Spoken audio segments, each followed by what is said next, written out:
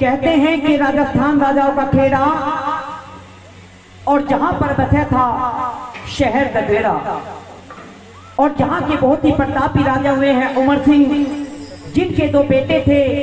बड़े बेटे का नाम जेवर और छोटे बेटे का नाम नेवर था।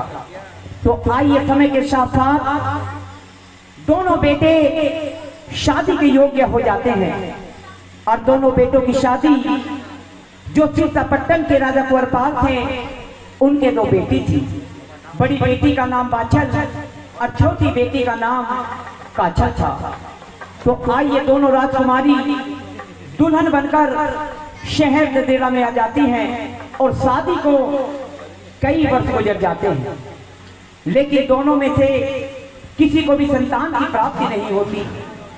तो जिस समय राजा उमर सिंह इन बातों पर विचार करते हैं और गहराई से सोचने लगते हैं कि आगे हमारा वंश कैसे चलेगा, तो उन्हें इस बात का सदमा लग जाता है और राजा उमर सिंह बीमार पड़ जाते हैं। बोलिए बाबा गोरखनाथ की जय हो। तो वो तभी अपने बड़े बेटे जेवर को बुलवाते हैं और उनका रात तिलक करके उन्हें वहां का राजा बना देते हैं। तो जिस समय राजा जेवर के हाथ में राजपाट की भाग दौड़ आ जाती है, तो उन्हें भी दिन प्रतिदिन यही चिंता खाई जाती है कि आगे हमारा वंश कैसे चलेगा।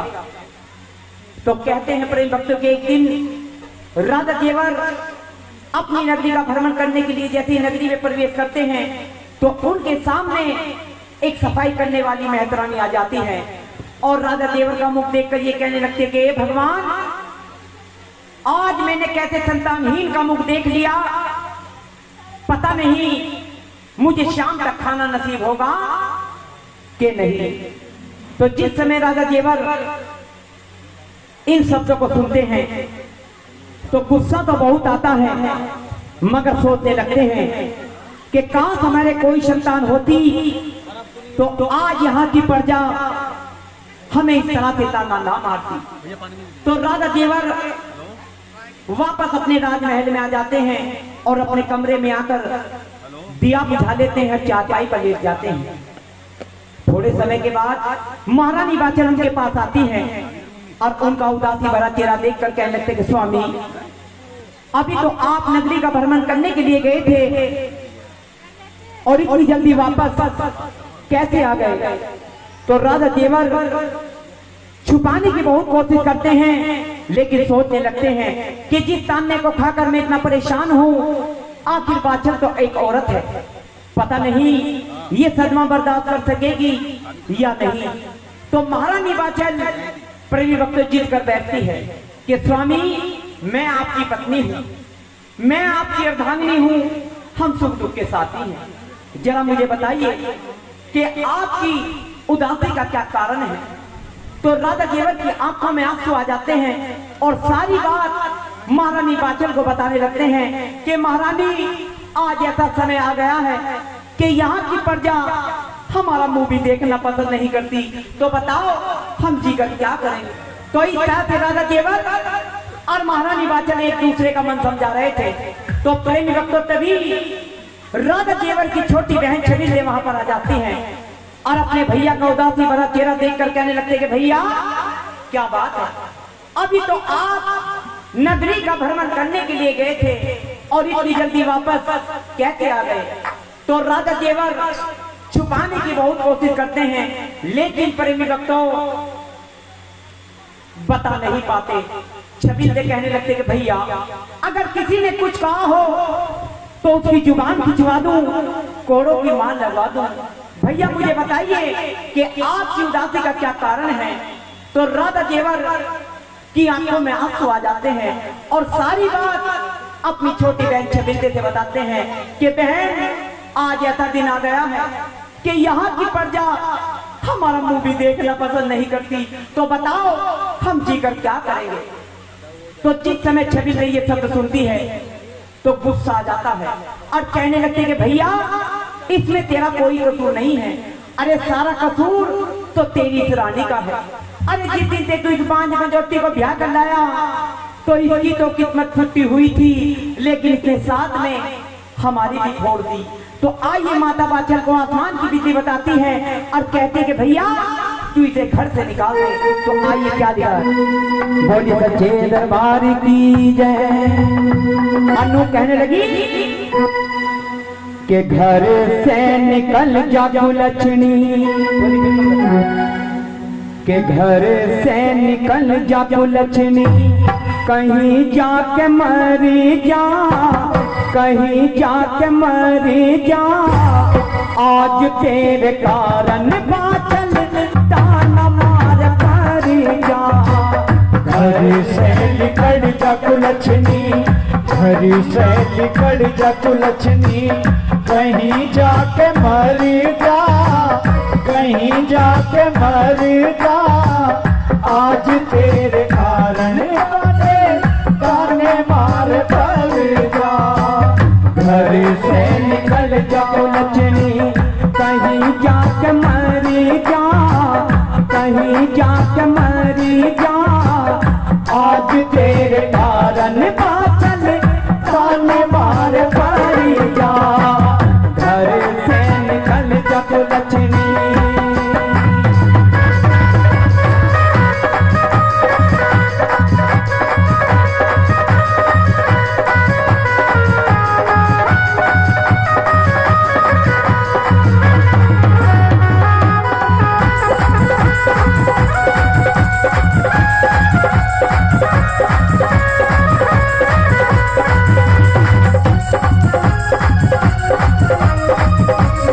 और आइए पहली बात में किस तरह से ताना मारती है कि कुलछनी, जब से तुझे ब्याह के लाए, सुन भाग फूट के मारे, जब से तुझे ब्याह के लाए, सुन भाग फूट के मारे।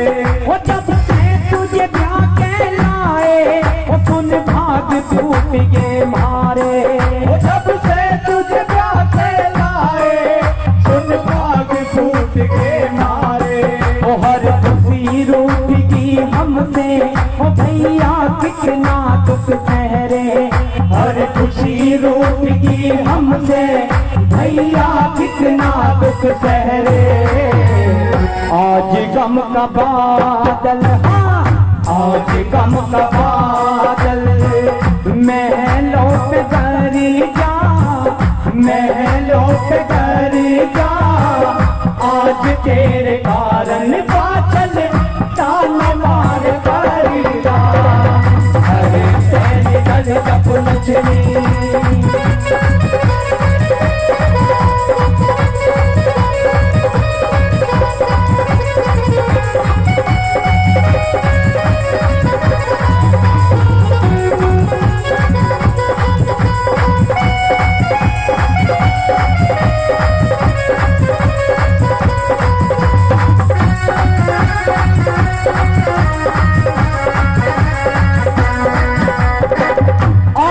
दूसरी बात में कहने लगती है कि कुलछनी, आज तेरे कारण यहाँ की प्रजा मेरे भैया का मुंह भी देखना पसंद नहीं करती। अनु कहने लगी, ओ तू बांझ अगर ना होती, कोई भी कुछ ना कहता। तू बांझ अगर ना होती, कोई भी कुछ ना कहता। ओ तू बांझ अगर ना होती, कोई भी कुछ ना कहता। तू बांझ अगर ना होती, कोई भी कुछ ना कहता। हमारे कुल की बेल चल जाती, कोई निर्वंशी ना कहता। हमारे कुल की बेल चल जाती, कोई निर्वंशी ना कहता। नजरों से मेरी बाचल, नजरों से मेरी बाचल, अब दूर हट जा, अब दूर हट जा, आज तेरे कारण बाचल ताने मार पड़ी जा। घर से निकल जा कुलछनी।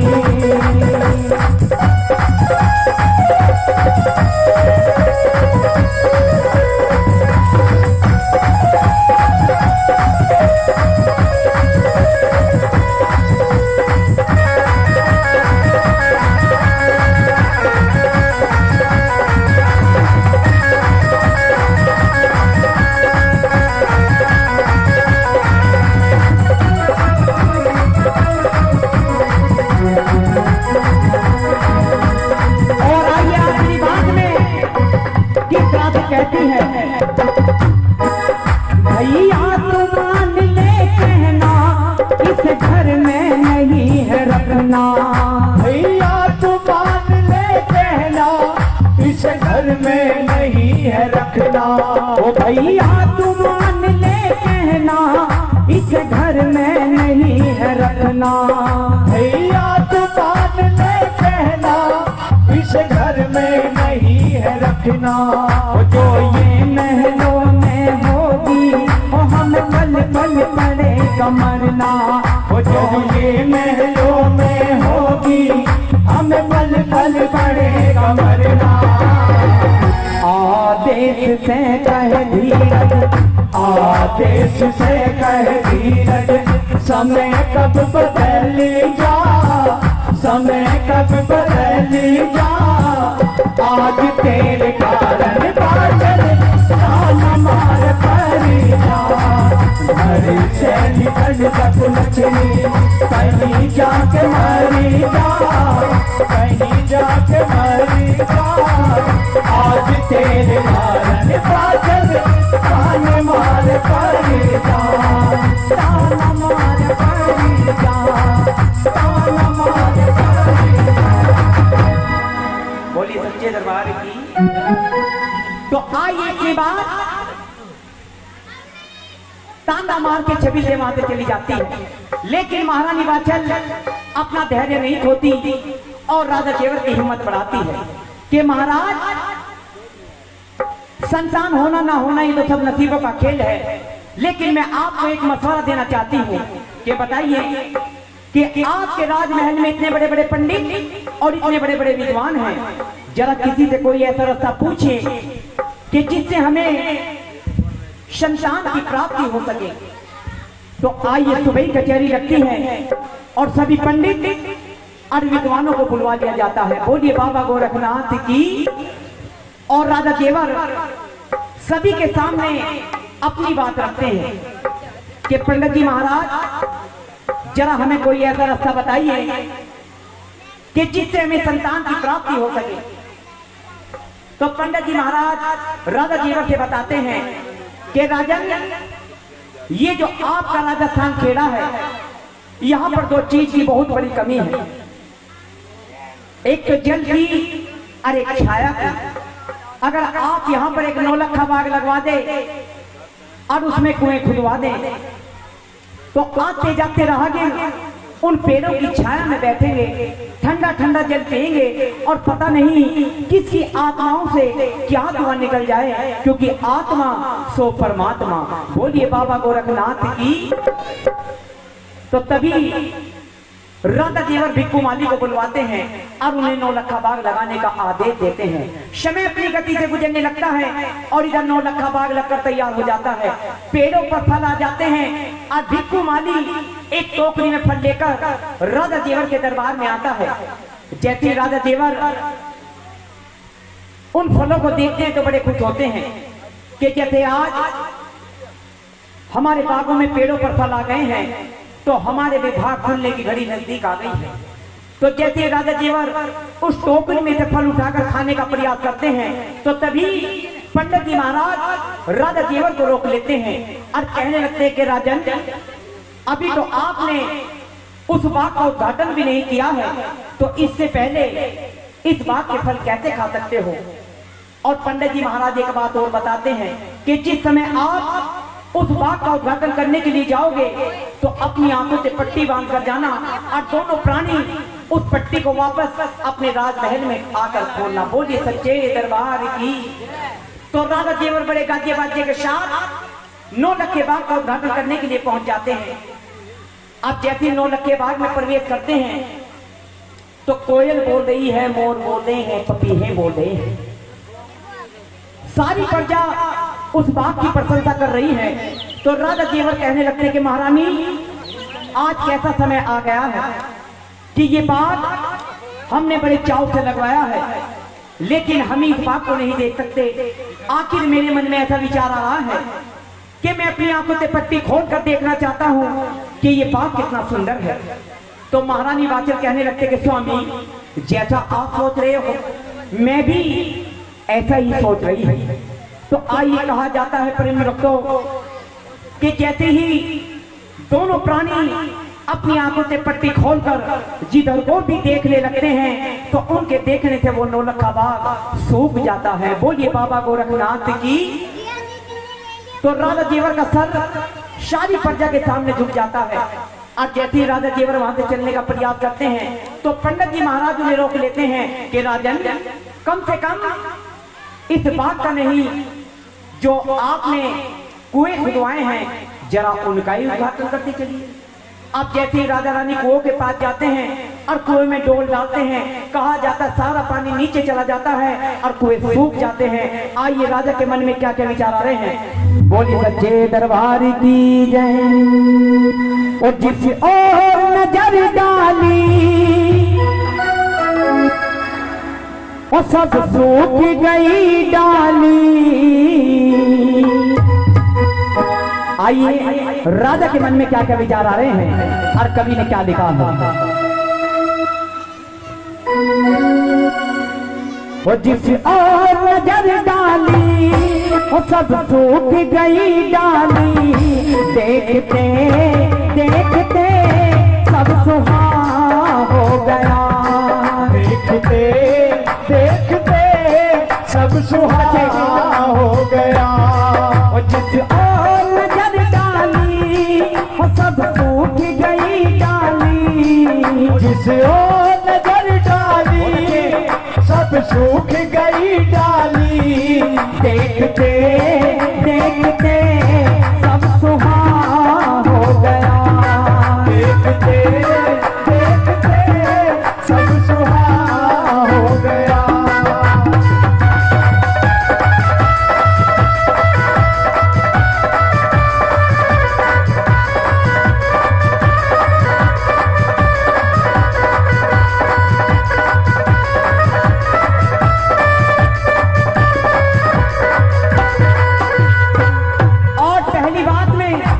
राजा जेवर के मन में क्या विचार आ रहा है और कहते हैं, वो कितने शौक से बाग लगाया था। वो कितने शौक से बाग लगाया था। वो जिसे देखने को मैं आया था। जिसे देखने को आया था। और मैं कैसा हूँ निर्भागी, किस्मत भी डगा ये दिखला दी। और मैं कैसा हूँ निर्भागी, किस्मत भी दगा ये दिखला दी। देखते देखते सब सुहा हो गया। देखते देखते सब सुहा हो गया।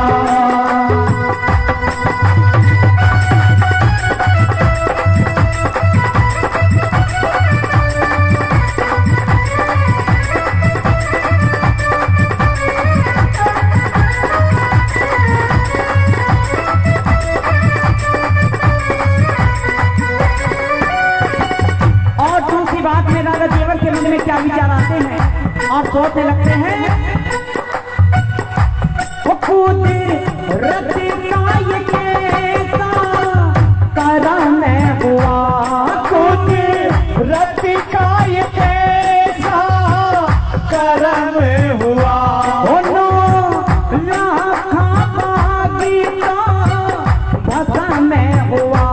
नो लाखा बागी तो भसम हुआ। पानी भी कुएं का सूख गया, क्या ईश्वर हमसे रूठ गया। पानी भी कुएं का सूख गया, क्या ईश्वर हमसे रूठ गया। देखते देखते सब सुहा हो गया। देखते देखते सब सुहा हो गया।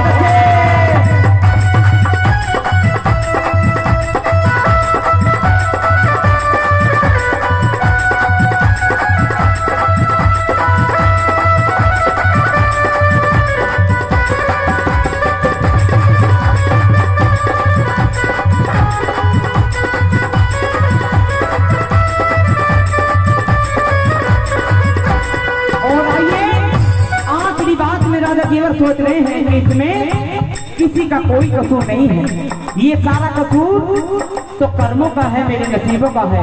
और क्या लिखा बहुत अच्छे माथे जी,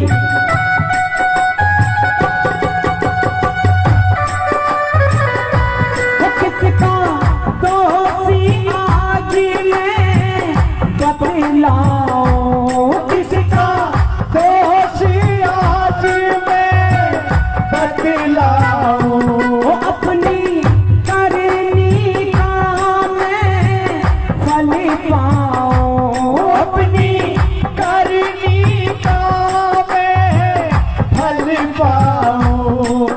हर मोनन किसी को दिखलाऊं और जाके कहीं मैं मर जाऊं, मुँह न किसी को दिखलाओ और जाके कहीं मैं मर जाऊं। देखते तो एक बार सभी दोनों हाथ उठाकर जयकारा लगाएंगे, बोली सच्चे दरबार की। तो इस तरह से राजा जेवर अपना झुकाव वसन लेकर अपने राजमहल में आ जाते हैं और कई दिन गुजर जाते हैं, ना कहीं को आते हैं ना कहीं को जाते हैं। तो महारानी बाचल राजा जेवर से कहने लगती कि महाराज इस तरह से हाथ पर हाथ करने से इस समस्या का हल नहीं निकलेगा। अगर एक रास्ता बंद हो जाता है तो परमात्मा दूसरा रास्ता खोल देता है। आप पंडित जी से कोई और रास्ता पूछिए कि जिससे हमें संतान की प्राप्ति हो सके। तो आइए प्रेमी भक्तों,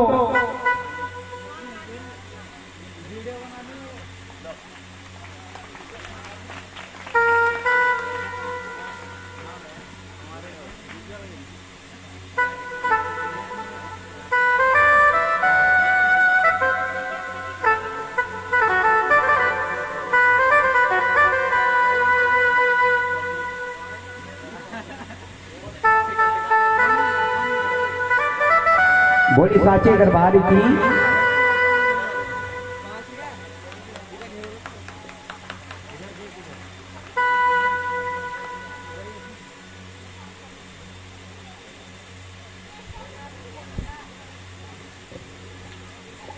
बोली बाबा गोरखनाथ की। तो आइए प्रेम भक्तों, इस तरह से सुबह कचहरी रखती है और राजा जेवर सभी पंडितों के सामने अपनी वही बात रखते हैं। तो सभी पंडित जी महाराज उनकी बात सुनकर कहने लगते हैं कि राजन, जिस समय इंसान के सभी रास्ते बंद हो जाते हैं तो भक्ति का एक ऐसा रास्ता होता है जहां इंसान के बंद दरवाजे खुल जाते हैं कि आप अपने राजमहल में 101 हवन कराइए और परमात्मा आपकी मनोकामना जरूर पूरी करेंगे। बोलिए बाबा गोरखनाथ की। आइए, राजाओं का कहना होता है और हवन सामग्री का प्रबंध हो जाता है। जब कितने सारे हवन हो जाते हैं तो इंद्र भगवान का सिंहासन डोल जाता है। तो इंद्र भगवान नारद मुनि और शनिदेव को आदेश करते कि जाइए, ये मृत्यु लोक में कौन है जो इतनी कठोर तपस्या कर रहा है। तो नारद मुनि और शनिदेव राजा जेवर के पास आते हैं और राजा जेवर से पूछते हैं कि राजन, आप ये संतान ये हवन किस लिए कर रहे हो। तो राजा जेवर बताते हैं कि ये हवन हम संतान की प्राप्ति के लिए कर रहे हैं। तो नारद मुनि कहने लगते कि आप इन हवन को यही बंद कर दीजिए और जो शिव अवतारी गुरु गोरखनाथ हैं जो इस पृथ्वी का भ्रमण करते रहते हैं, आप उनके नाम की भक्ति कीजिए। अगर वे आपकी भक्ति से खुश होकर आपकी नगरी में आ गए तो आपकी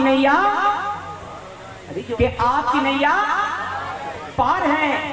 तो जिस समय राजा जेवर इन शब्दों को सुनते हैं तो महारानी बाचल से कहने लगते कि महारानी, अगर मुझे भक्ति ही करनी है तो मैं वनों में जाकर तपस्या करूंगा और आप राजमहल में रहकर गुरु गोरखनाथ के नाम की भक्ति कीजिए। तो जिस समय महारानी बाचल ये शब्द सुनती है तो राजा जेवर के चरण पकड़ लेती है कि स्वामी, तुम्हारे सिवाय संसार में मेरा कौन है। तो राजा जेवर कसम धर्म देकर कहने लगते कि आज के बाद इस राजपाट की भागदौड़ तुम्हारे हाथ में है और मैं वनों में जाकर तपस्या करूंगा और आप राजमहल में रहकर गुरु गोरखनाथ के नाम की भक्ति कीजिए। तो इस समय राधा जीवर वनों में तपस्या करने के लिए चले जाते हैं। इधर महारानी बाचल गुरु गोरखनाथ के नाम की ज्योति, उनके नाम का दीपक अपने आंगन में जगाती है और गुरु गोरखनाथ से फरियाद करती है। आइए चलते हैं और क्या लिखा है, उठाओ दोनों हाथ और सभी को भजन करना है। और मेरा कोई ना सहारा बिना तेरे,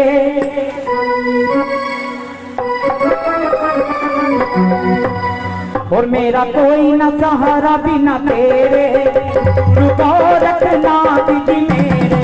और मेरा कोई ना सहारा बिना तेरे, गुरु गोरखनाथ जी मेरे। ओ गुरु गोरखनाथ जी मेरे, ओ गुरु गोरखनाथ जी मेरे। अरे मेरा कोई ना, ओ मेरा कोई ना सहारा बिना तेरे, गुरु गोरखनाथ जी मेरे। ओ मेरा कोई ना सहारा बिना तेरे, गुरु गोरखनाथ जी मेरे। हो तेरी बाबा।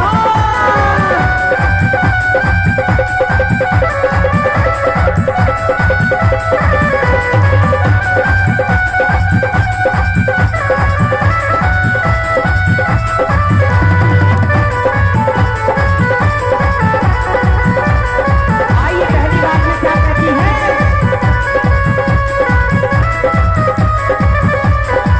और मैंने जन्म लिया जग में आई, मैंने जन्म लिया जग में आई। एक पल भी चैन नहीं पाई, एक पल भी चैन नहीं पाई। और मैंने जन्म लिया जग में आई, एक पल भी चैन नहीं पाई। मैंने कष्ट सहे हैं घनेरे, गुरु गोरखनाथ जी मेरे। ओ मेरा कोई ना सहारा बिना तेरे, गुरु गोरखनाथ जी मेरे। बहुत अच्छे।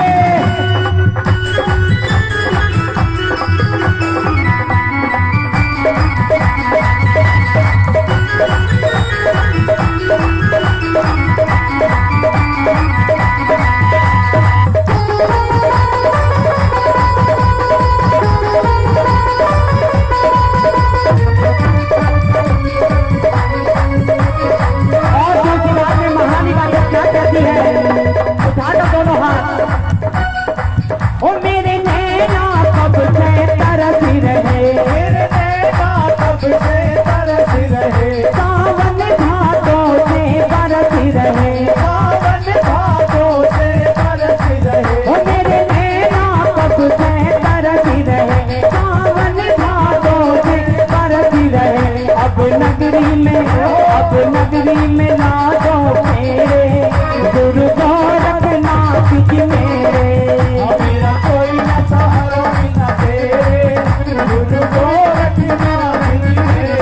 बहुत अच्छे।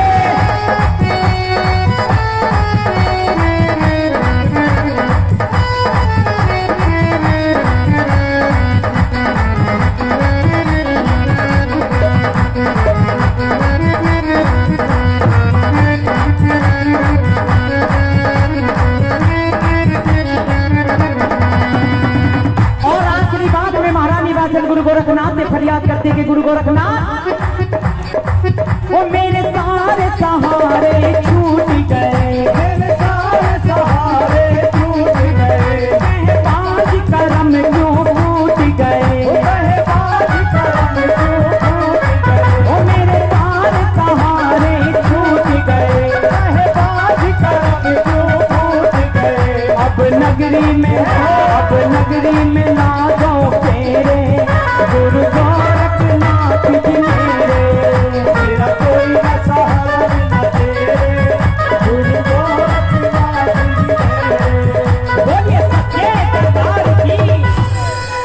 इधर बाबा गोरखनाथ अपने 1400 चेलों के साथ कंजली वन में तपस्या कर रहे थे और बार बार तपस्या में बाधा आने लगती है। तो बाबा गोरखनाथ ओगरनाथ चेले से कहते, भाई ओगरनाथ ये कौन है जो हमें पुकार रहा है। तो ओगरनाथ चेला गुरु गोरखनाथ से कहता है कि गुरु जी ये तो ऋणबंदी संसार है, कोई रोता है कोई हंसता है। बोलिए बाबा गोरखनाथ की। तो ओगरनाथ चेला कहता है गुरु जी ये तो ऋणबंदी संसार है, कोई रोता है कोई हंसता है। आप अपनी भक्ति कीजिए, नुको नहीं होगा ना, हमें चलकर देखना पड़ेगा कि ये कौन है। तो बाबा गोरखनाथ इतने बड़े तपस्वी, इतने बड़े योगी कि हर युक्ति जानते थे, अपनी आत्मा को इस शरीर से अलग करते हैं और इस संसार का भ्रमण करने लगते हैं। अब जैसे ही भ्रमण करते करते शहर ददेरा में गुरु गोरखनाथ की आत्मा आती है तो क्या देखती है कि महारानी बाचल ने उनके नाम की ज्योति, उनके नाम का दीपक जगा रखा है, अन्न और जल का त्याग कर रखा है।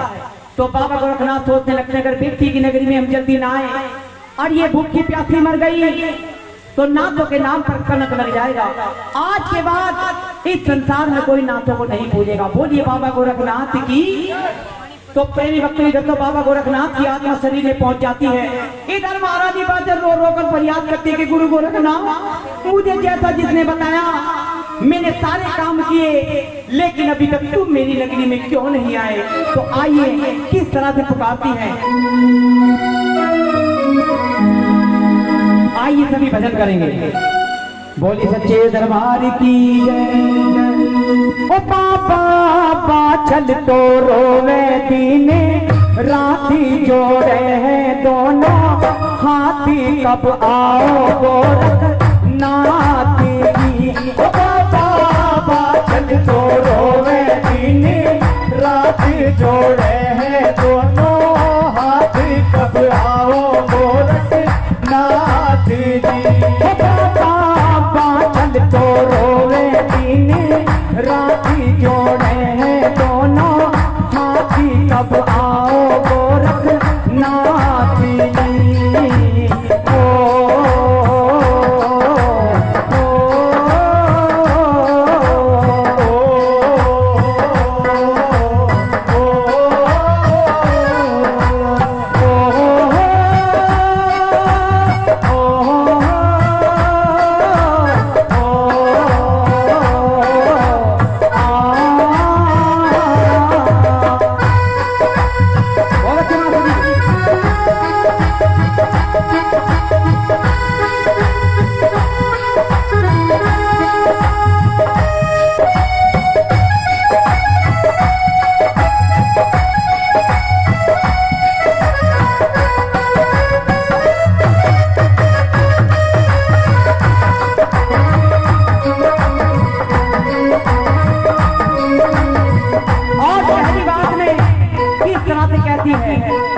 और तेरी सेवा मैंने उठाई दिन और रात कमाई, तेरी सेवा मैंने उठाई दिन और रात कमाई, तेरी सेवा मैंने उठाई दिन और रात कमाई, तेरी सेवा मैंने उठाई दिन और रात कमाई। ओ बाबा तुझसे मैंने तेरी लगाई, सुध बुध सारी बिखराई, मैंने तो पापा अपने गाती की। ओ बाबा बाचल तो रोवे दिन रात जोड़े हैं दोनों हाथी, कब आओ गोरखनाथ जी।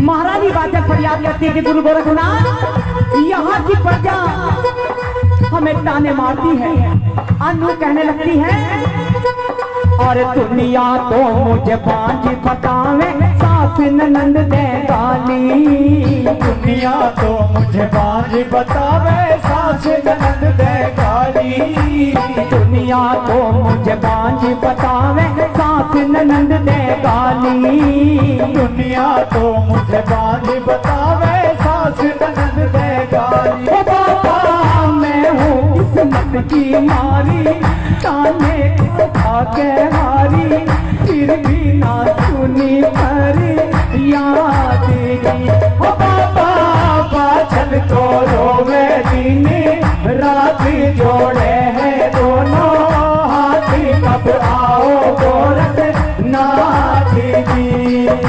ओ हो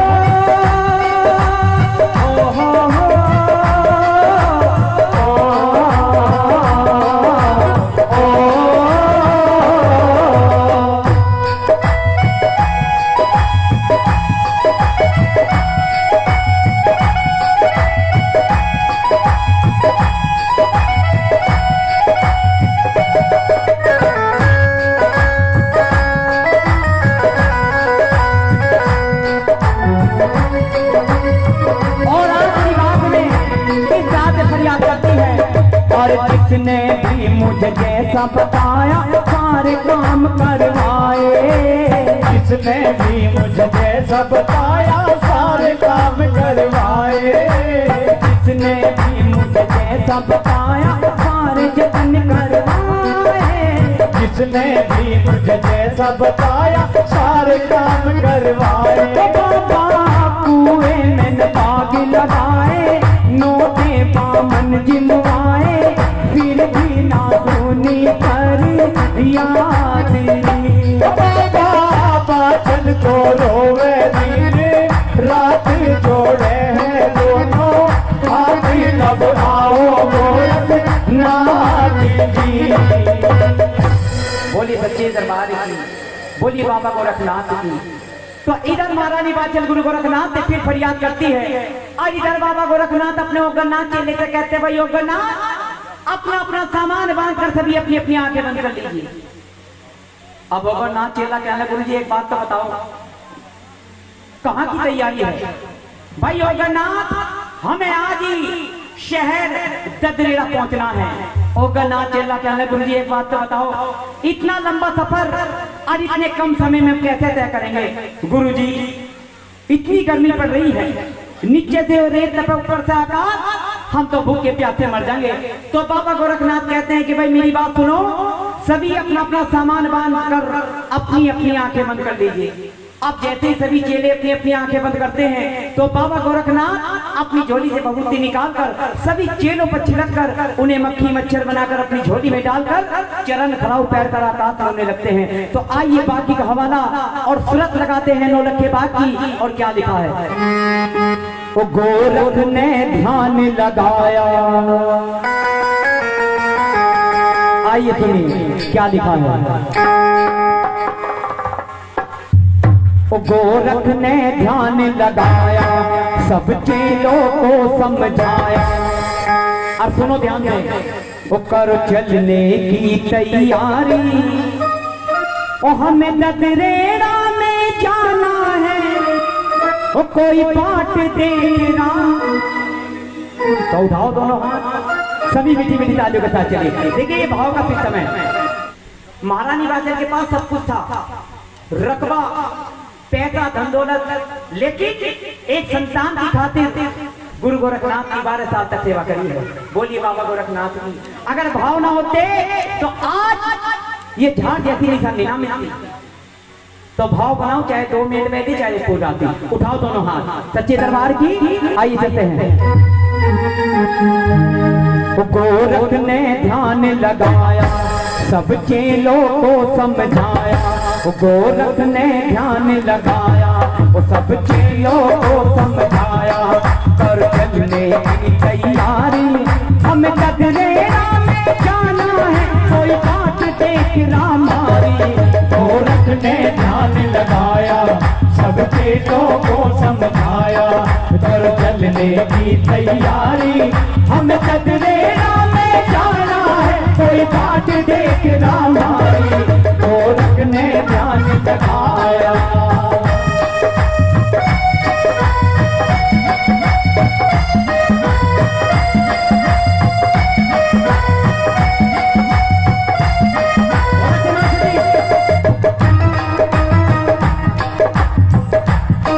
गोरख ने ध्यान लगाया सब चेलों को समझाया। कर चलने की तैयारी हमें ददरेरा में जाना है कोई बात देख रामारी। गोरख ने ध्यान लगाया।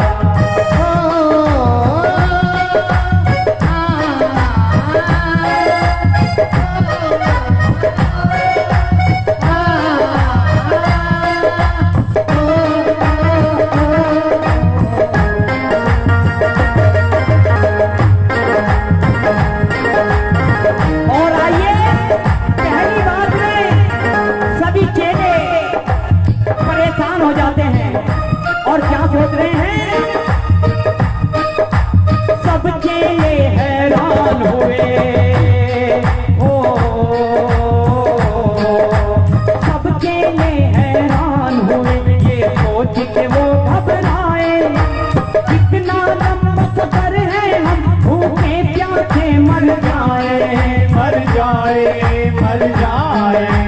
अपनी आंखें बंद कर लो ये बोले शिव अवतारी, हम कटरेरा में जाना है कोई बाट देख हमारी।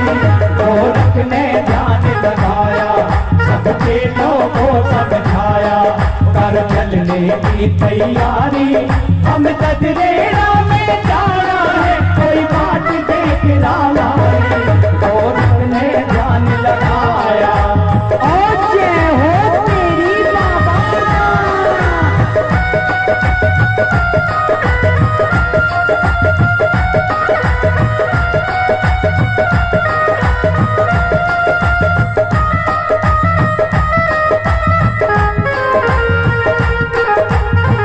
और आइए दूसरी बात में, बाबा गोरखनाथ उड़ते उड़ते नौलख के बाग में आ जाते हैं और सभी चेलों को मनुष्य का रूप देते हैं। और क्या लिखा है, उड़ते उड़ते गुरु गोरख जी हो, उड़ते उड़ते गुरु गोरख जी नौलख में आए। जो चेले मक्खी मच्छर थे उन इंसान बनाए बनाए। चेले कहते गुरु गोरख से प्यास लगी बड़ी भारी, हमें कटरेरा में जाना है कोई बाट देख हमारी। गोरख ने ध्यान लगाया सबके लोगों समझाया, कर चलने की तैयारी, अब कटरेरा में जाना है कोई बाट देख हमारी। गोरख ने ध्यान लगाया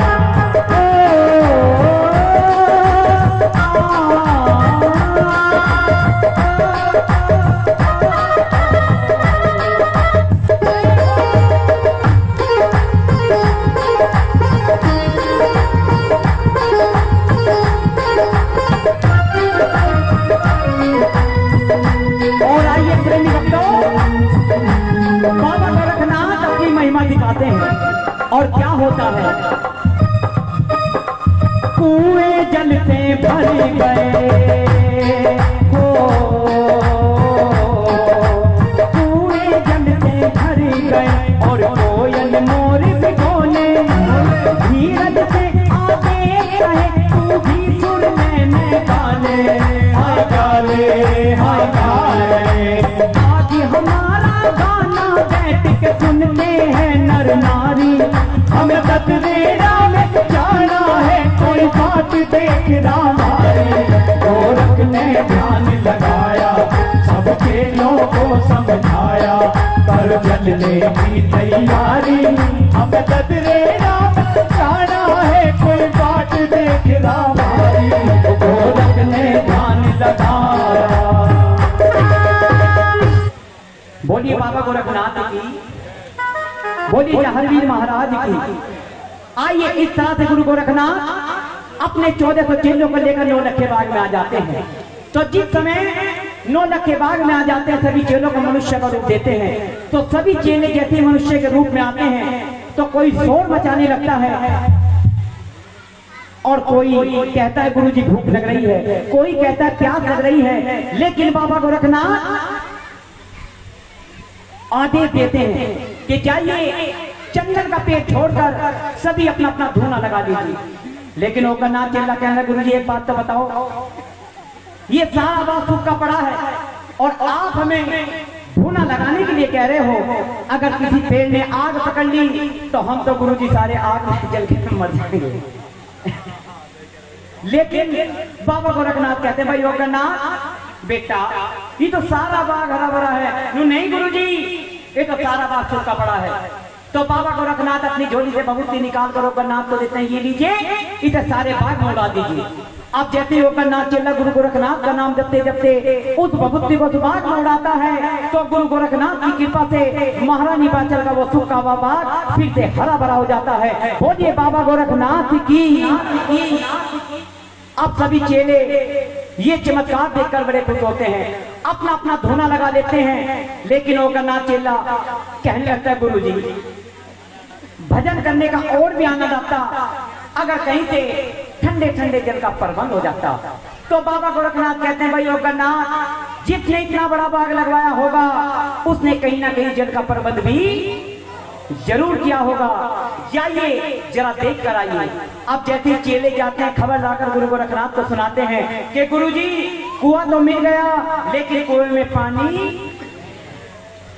तो बाबा गोरखनाथ अपनी झोली से भभूति निकाल कर गोरखनाथ को देते हैं, ये लीजिए गोरखनाथ इस भभूति को उस कुएं में डाल दीजिए। अब जैसे इसी अवतारी गुरु गोरखनाथ का नाम जपते जपते वो गोरखनाथ चेला उस भभूति को कुएं में डालता है तो कुएं में पानी आ जाता है, सारा पानी बाहर निकलने लगता है।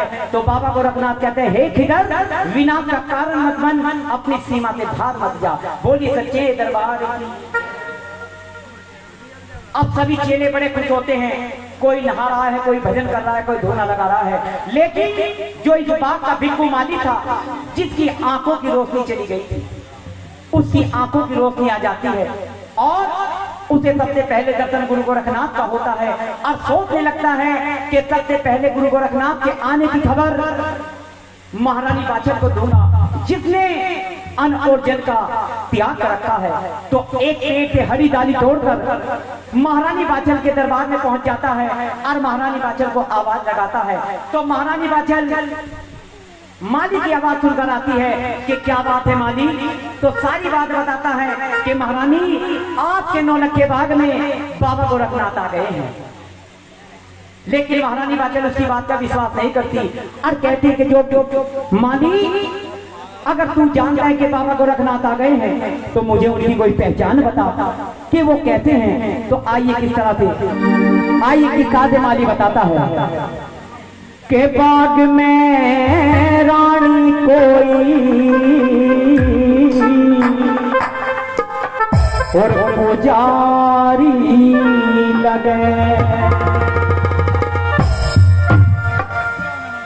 क्या बताया है प्रेमी भक्तों, माली किस तरह से महारानी बाछड़ को बता रहा है कि बाग में रानी कोई पुजारी लगे, बाग में रानी कोई पुजारी लगे।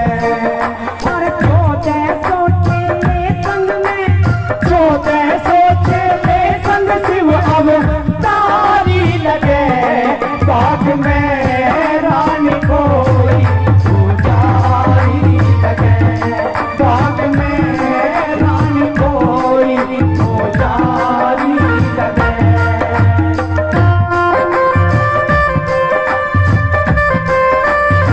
बहुत अच्छे।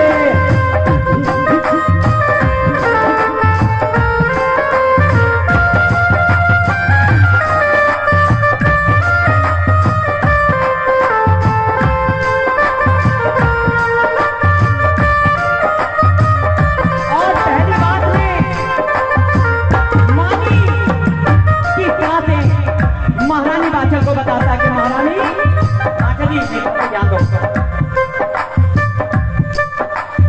एकदम बड़ा बाग के अंदर सूखे पेड़ हरे हो गए, एकदम बड़ा बाग के अंदर सूखे पेड़ हरे हो गए, एकदम बड़ा बाग के अंदर सूखे पेड़ हरे हो गए, एकदम बड़ा बाग के अंदर सूखे पेड़ हरे हो गए।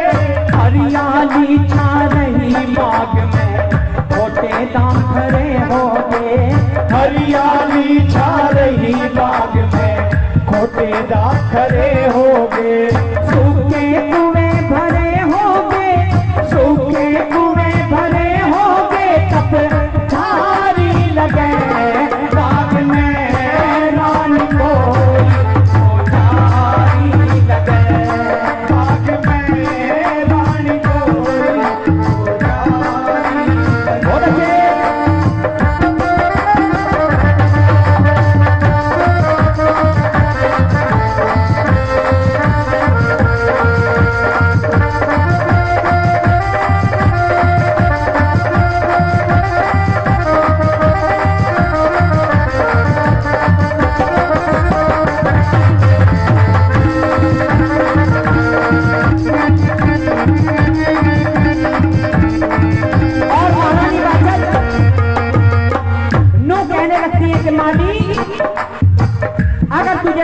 कि गुरु गोरखनाथ बाग में आ गए हैं तो मुझे उनकी कोई पहचान बता। तो नू कहने लगता है नाग जनेऊ पड़ा गले में रुद्राक्ष की है माला। नाग जनेऊ पड़ा गले में रुद्राक्ष की है माला। नाग जनेऊ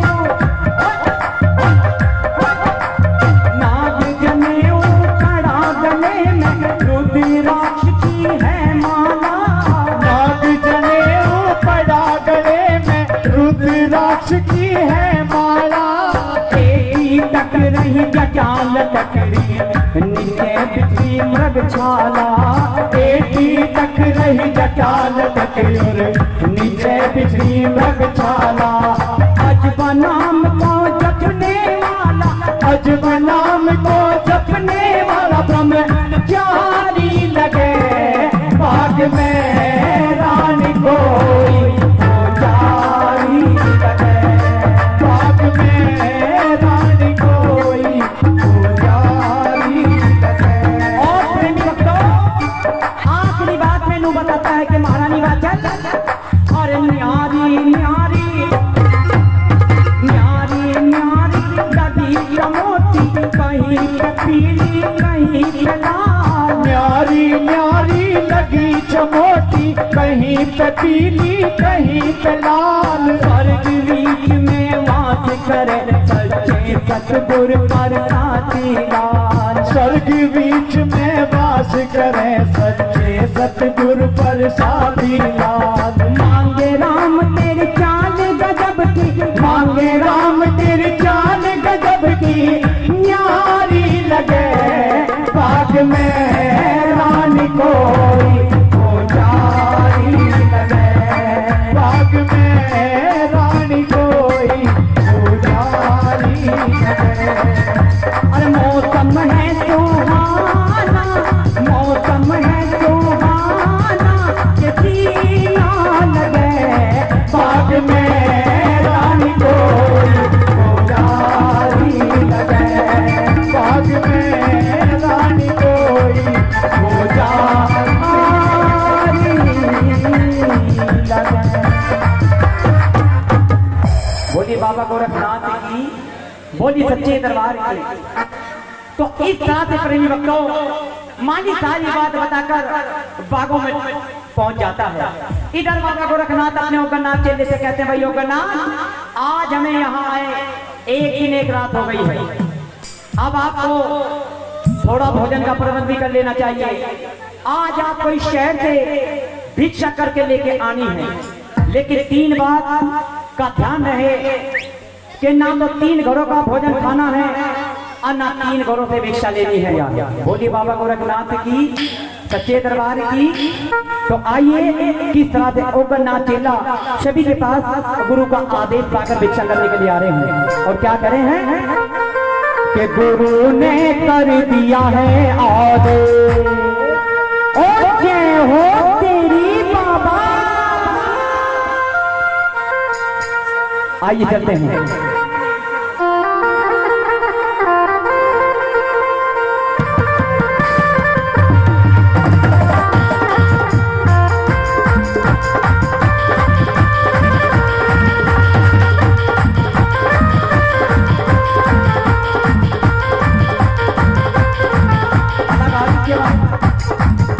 गुरु ने कर दिया है आदेश ओवर भिक्षा कर लाना।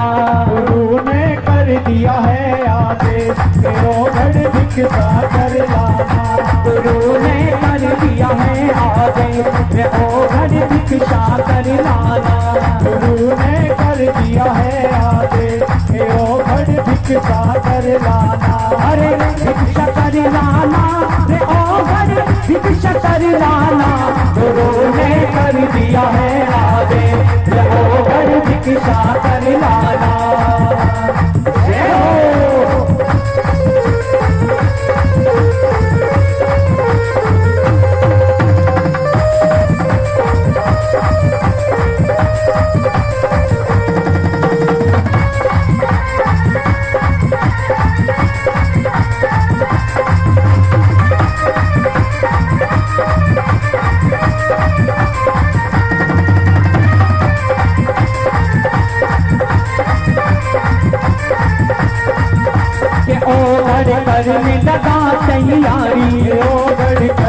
लगा तैयारी, गले में अलसी झोली डाली, गले में अलसी झोली डाली, के ओ घर करने लगा तैयारी, गले में अलसी झोली डाली, लिया तो मंडल हाथ शहर तक रेड़ा में जाना, गुरु ने कर दिया है आगे, चलो बड़ भिक्षा करवाना, कर दिया है आगे, चलो बड़ भिक्षा करवाना।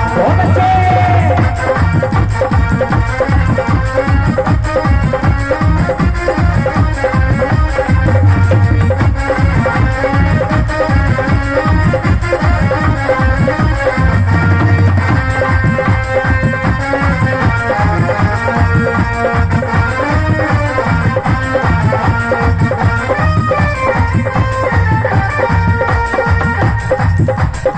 और आइए उगरनाथ चेला भिक्षा करता करता महारानी वाचन के द्वार पर पहुंच जाता है, अलग जगाता है और क्या लिखा है, जाके नगरी में अलग जगाई, जाके द्वार पे मूंगा बांधी आई, द्वार पे मूंगा बांधी आई, जाके नगरी में अलग जगाई, द्वार पे मूंगा बांधी आई, देखो नेता किसे तू वापस ले जाना, गुरु ने कर दिया है आगे, ओ बड़ भिक्षा करवाना, गुरु ने कर दिया है आगे, ओ बड़ भिक्षा करवाना। बोलिए सच्चे दरबार की, बोलिए बाबा गोरखनाथ की जय हो।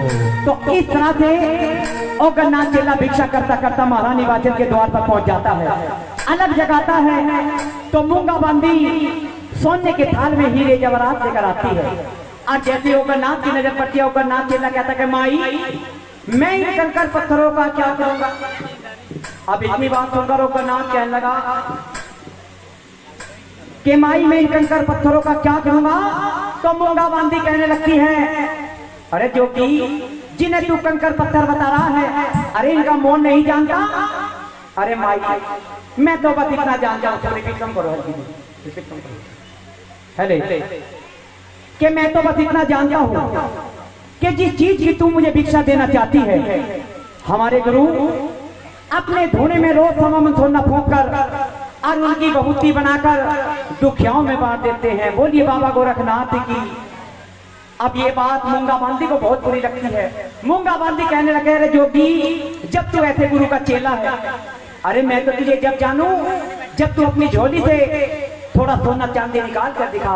तो तभी उगरनाथ चेला गुरु गोरखनाथ का ध्यान करता है और गुरु गोरखनाथ अपनी महिमा दिखाते हैं। जैसे ही उगरनाथ चेला अपनी झोली को उल्टा करता है तो ऐसा चमत्कार होता है प्रेमी भक्तों कि जिधर को भी मूंगा बांधी की नजर जाती है उसे चारों तरफ सोना चांदी ही नजर आता है। बोलिए बाबा गोरखनाथ की। अब ये चमत्कार देखकर मूंगा बांधी उल्टे पैरों महारानी बाचल के पास पहुंच जाती है और कहने लगती है कि महारानी आपके द्वार पर तो बड़ा ही चमत्कारी साधु आया है जिसने ये भिक्षा लेने से इनकार कर दिया है। इन्हें तो वो कंकड़ पत्थर बताता है। तो माता बाचल कहने लगती है कि मूंगा बांधी खीर खान के भोजन का प्रबंध कीजिए। अभी तक खीर खान के भोजन का प्रबंध हो जाता है और महारानी बाचल एक सोने के थाल में खीर खान के भोजन लेकर अपने द्वार पर आती है। तो उगरनाथ की नजर माता बाचल के मस्तिष्क पर जाती है। आइए किस तरह से उगरनाथ चेला दो शब्दों में क्या बताता है।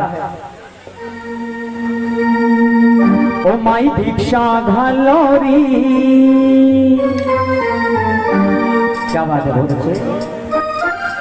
ओ माई भिक्षा घलोरी ओ घर ने अलग जगाई। अनु कहने लगा माई भिक्षा घलोरी ओ घर ने अलग जगाई। माई भिक्षा घलोरी ओ घर ने अलग जगाई। माई भिक्षा घलोरी हर भिक्षा घाल के मात पुत दान कमालोरी। माई भिक्षा घलोरी ओ घर ने अलग जगाई। माई भिक्षा घलोरी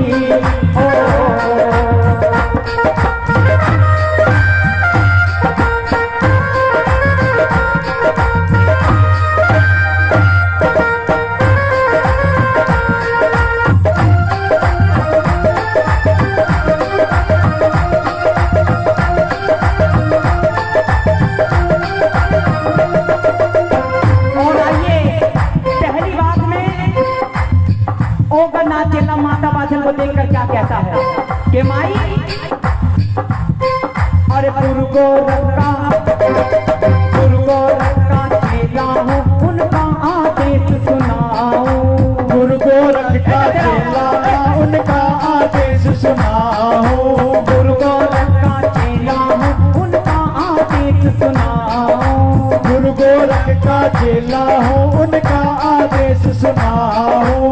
धोपन चिपन बांध के यहाँ से मैं ना भिक्षा पाऊं। अरे धोपन चिपन बांध के यहाँ से मैं ना भिक्षा पाऊं।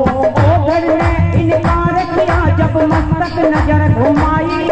अरे ओघर ने इनकार किया जब मस्तक नजर घुमाई। फिर क्या हुआ? इस दूर हटा लो रे, ओघर ने अलग जगाई। मैं भिक्षा घलोरी, ओघर ने अलग जगाई। मैं भिक्षा घलोरी, मात कुछ दान कमा लो रे। मैं भिक्षा घलोरी। सच्चे दरबार की अब जैसे ही माता बाचल ओगरनाथ के सामने आती है तो ओगरनाथ चेला भिक्षा लेने से इनकार कर देता है कि माई हमारे गुरु का आदेश है। अरे ना तो 3 घरों का भोजन खाना है, ना 3 घरों से भिक्षा लेनी है।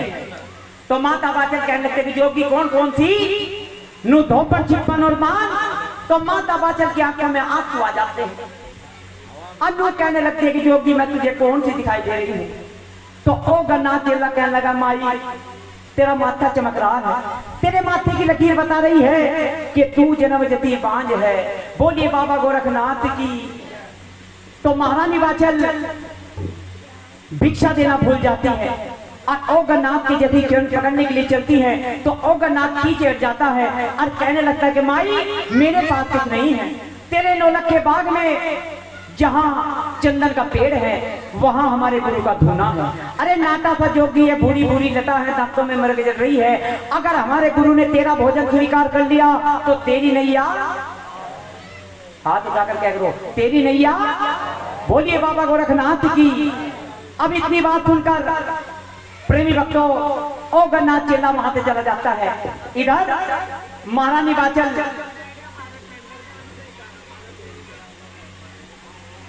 सवेरा होता है, खीर खान के भोजन बनाती है और प्रेमी भक्तों नौलख के बाग की सूरत लगाती है। अब जैसे नौलख के बाग के द्वार पर पहुंच जाती है वहां बहुत सारे साधु खड़े हैं। जैसे ही महारानी बाचल उस बाग में जाने का प्रयास करती है तो साधु रोक लेते हैं कि माई आप कौन हो। तो माता बाचल बताती है कि यहाँ के जो राजा जेवर हैं मैं उनकी रानी बाचल हूँ और मैं बाबा गोरखनाथ का दर्शन करना चाहती हूँ। तो कोई भी साधु उन्हें अंदर नहीं जाने देता। इतने में ओगरनाथ चेला वहां पर आ जाता है और कहता है कि माई आप इस वेशभूषा में हमारे गुरु का दर्शन नहीं कर सकती क्योंकि आपने ये जो 16 श्रृंगार रखे हैं, राजघराने वाले कपड़े पहन रखे हैं। अगर आपको हमारे गुरु का दर्शन करना है तो आपको जोगियों जैसा भेष बनाना पड़ेगा। इन गहनों की जगह तुलसी माला और इन राजघराने वाले जो कपड़े पहन रखे हैं इनकी जगह एक अल्फी सिलवानी पड़ेगी। आइए ओगरनाथ चेला माता बाचल को कैसे गुरु गोरखनाथ का रास्ता बताता है। आइए किस तरह से बताता है। और कहना मेरा मान मात दिए तार हार सिंगार धार भगवा बाना।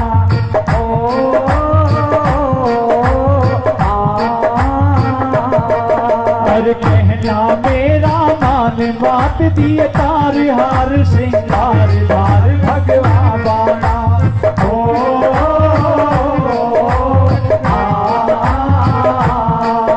और कहना मेरा मान मात दिए तार हार श्रृंगार धार भगवा बाना।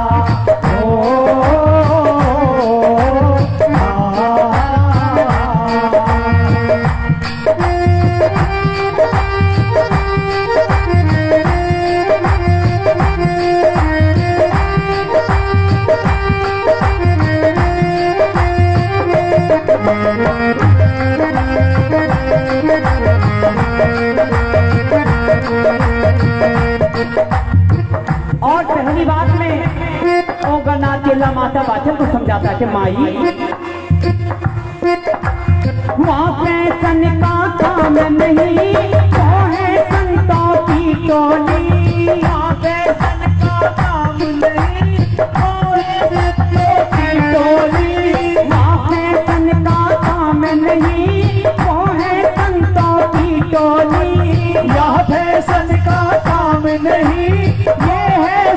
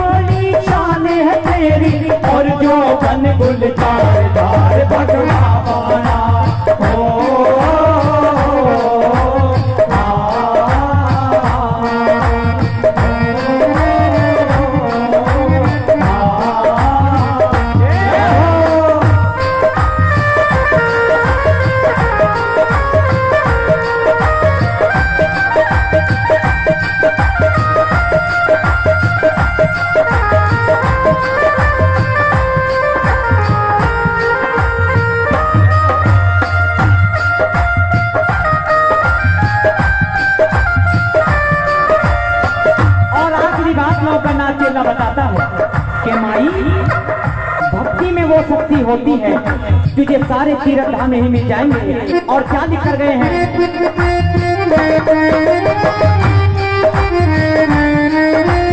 भक्ति में शक्ति हो वेद शास्त्र बतलावे, भक्ति में शक्ति हो वेद शास्त्र बतलावे, भक्ति से ही मात मेरी तुझे चारों तीर्थ मिल जावे, भक्ति से ही बात मेरी तुझे चारों तीर्थ मिल जावे। गावे है सुखबीर सिंह और गावे है सुखबीर सिंह कर बाबा का प्रचार भार भगवा बाणा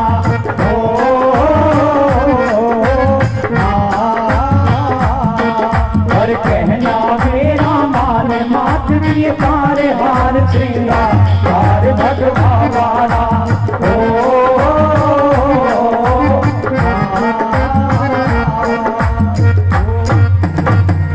बोलिए सच्चे दरबार की जय। ओ गया सूख कुएं का पानी, गया सूख कुएं का पानी, हुई लाभ में मुझको हानि, हुई लाभ में मुझको हानि।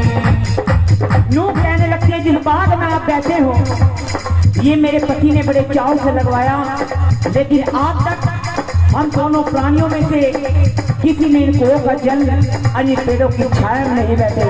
और क्या लिखा है,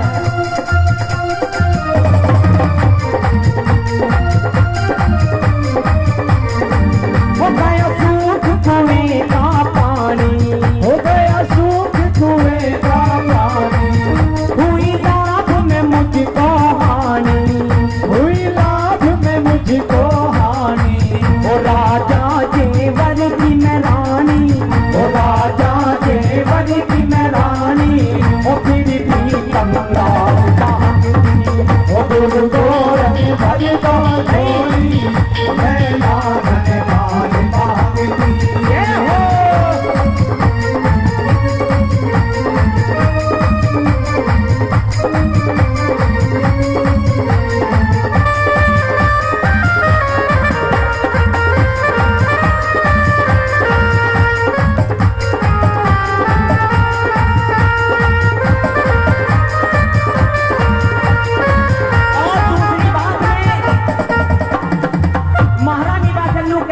के राजा जेवर की तो मैं रानी हूँ फिर भी कंगाल हूँ, और मैंने आपकी महिमा के बारे में बहुत सुना है गुरु गोरखनाथ। और लोग कहने लगी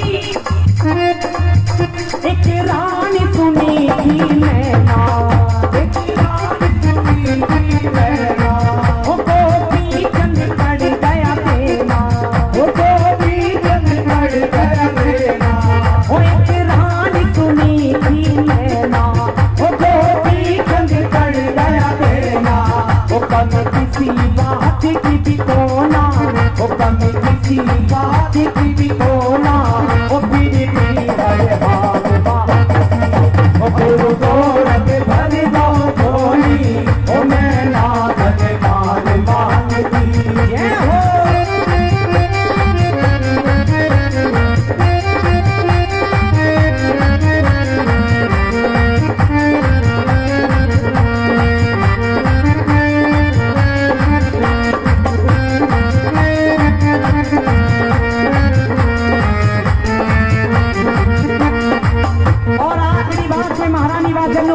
राजा मेरे जेवर तो वनों में तपस्या करने के लिए चले गए हैं, लेकिन गुरु गोरखनाथ आपके आने की खबर सारे शहर में फैल गई है, और यहाँ की प्रजा हमें किस किस तरह के ताने मारती है। और क्या लिखा, बहुत अच्छे कमाल है,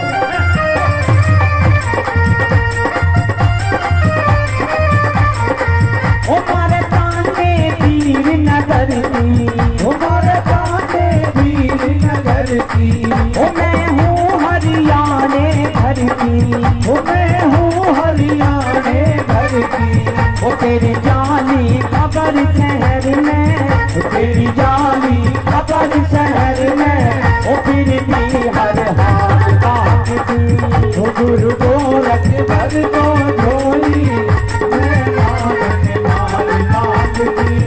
बोलिए सच्चे दरबार तरह से महारानी बाचल गुरु गोरखनाथ को सारी बात बताती है। और बाबा गोरखनाथ सारी बात सुनकर कहने लगते कि बेटी, अरे तू तो इस जन्म की बात कर रही है, तेरे नसीब में तो 7 जन्मों तक संतान का सुख नहीं है। बोलिए बाबा गोरखनाथ की। तो बाबा गोरखनाथ जब इतनी बात बताते हैं तो महारानी बाचल कहने लगते, गुरु गोरखनाथ, इस जन्म में मैंने ऐसा कुछ नहीं किया है और पिछले जन्म की मैं नहीं जानती। तो बाबा गोरखनाथ कहने लगते कि बेटी, जब तू नहीं जानती तो हम जानते हैं।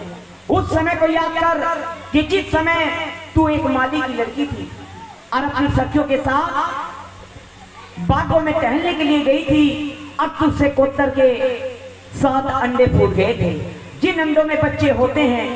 और जिस समय वो कोत्तर अपने बच्चों के पास आती है तो अपने बच्चों को मरा देख विलाप करने लगती है, रोने लगती है और श्राप देती है कि जैसे आज मैं अपने संतान के लिए तड़प रही हूं, जितने ये मेरे बच्चे मारे हैं वो भी संतान के लिए ऐसे ही तड़पेगी। बोलिए बाबा गोरखनाथ की। तो इतनी बात सुनकर प्रेमी भक्तों महारानी बाचल गुरु गोरखनाथ के सामने टकराने लगती है कि गुरु गोरखनाथ, अगर आप भी मुझसे इस तरह से मुख मोड़ लोगे तो इस संसार में मेरा कहीं ठिकाना नहीं है। मैं अपने राजमहल में वापस नहीं जाऊंगी, आपके धुने पर शत पटक पटक कर अपने प्राण दे दूंगी। तो जिस समय बाबा गोरखनाथ ये शब्द सुनते हैं तो सोचने लगते हैं, अगर व्यक्ति ने यहां पर प्राण दे दिए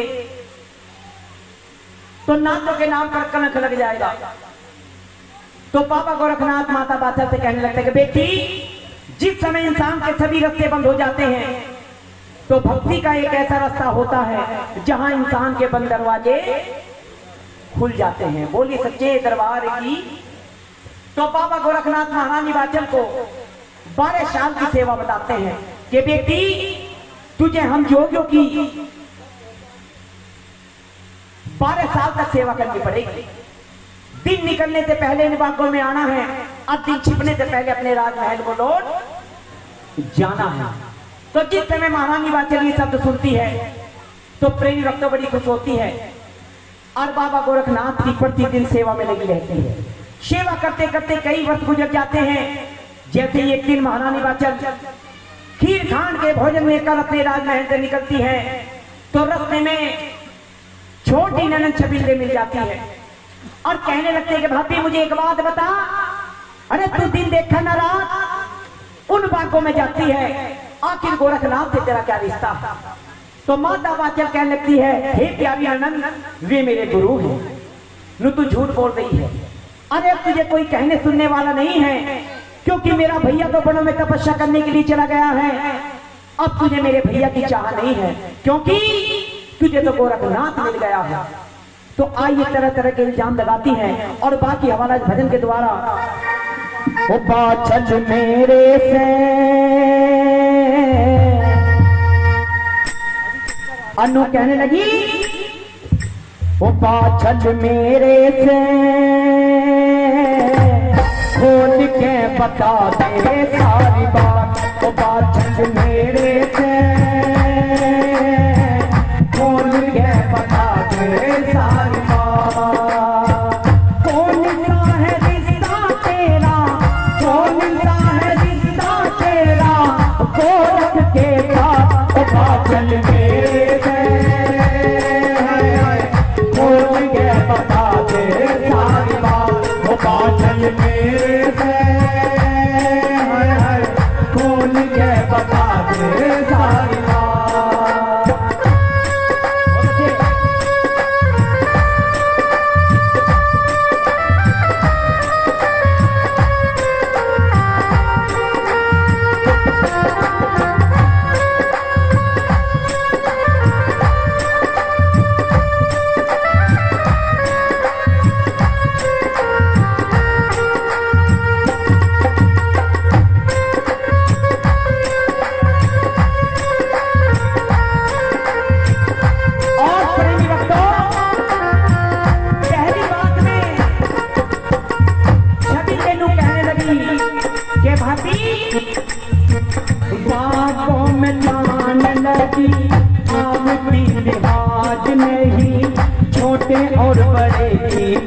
चल तुझे परवाह नहीं। बागों में जाने लगी आवती लिहाज नहीं, छोटे और बड़े की बादल तुझे परवाह नहीं। बागों में जाने लगी आवती लिहाज नहीं, छोटे और बड़े की बादल तुझे परवाह नहीं। सर पे पड़े बाज नहीं, सर पे पड़े बाज नहीं, जिंदे के नारा ओ बादल मेरे से हाय हाय खोल के बता दे सारी बात। ओ बादल मेरे से हाय हाय खोल के बता दे सारी बात। ओ बच्चे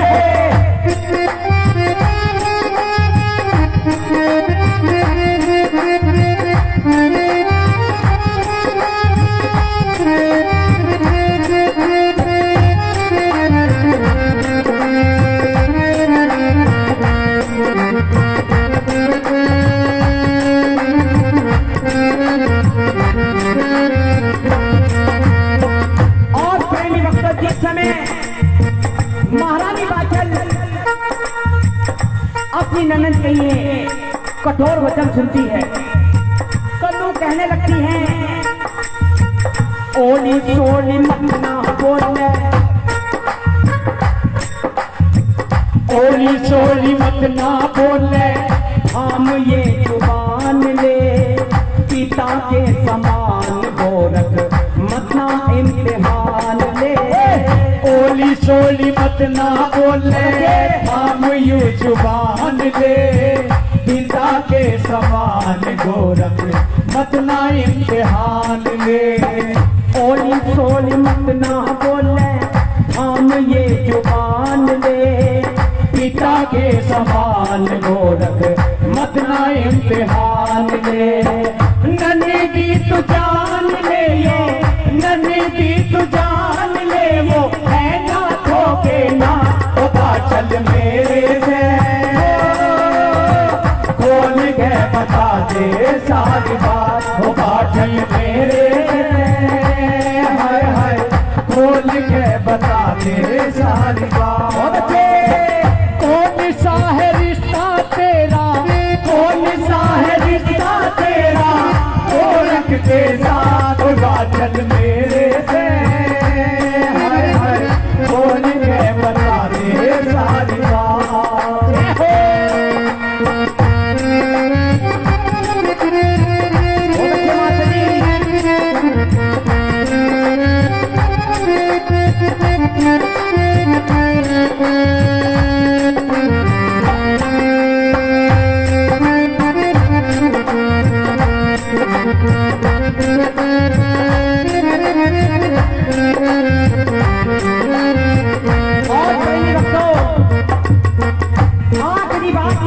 कहने लगती है कि भाभी या तो मेरा कहना मान ले, नहीं तो एक करतूत अपने भैया से बताऊंगी, अपने बाबू से बताऊंगी।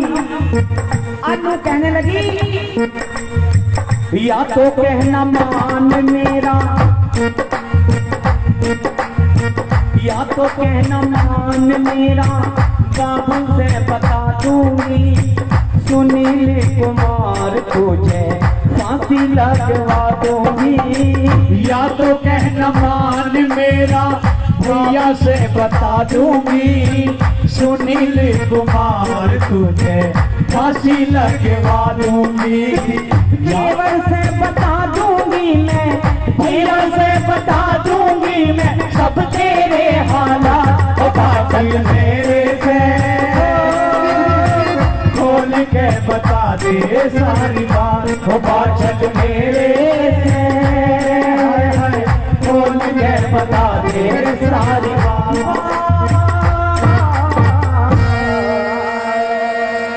बोली बाबा गोरखनाथ।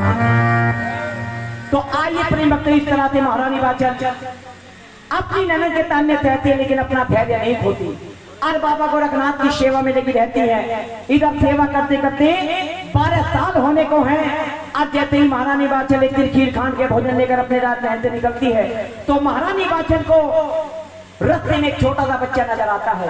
तो महारानी बाचल की सोई हुई ममता जाग जाती है और माता बाचल जाती है, बच्चे के पास जाती है और उस बच्चे को अपनी गोदी में लेने का प्रयास करती है।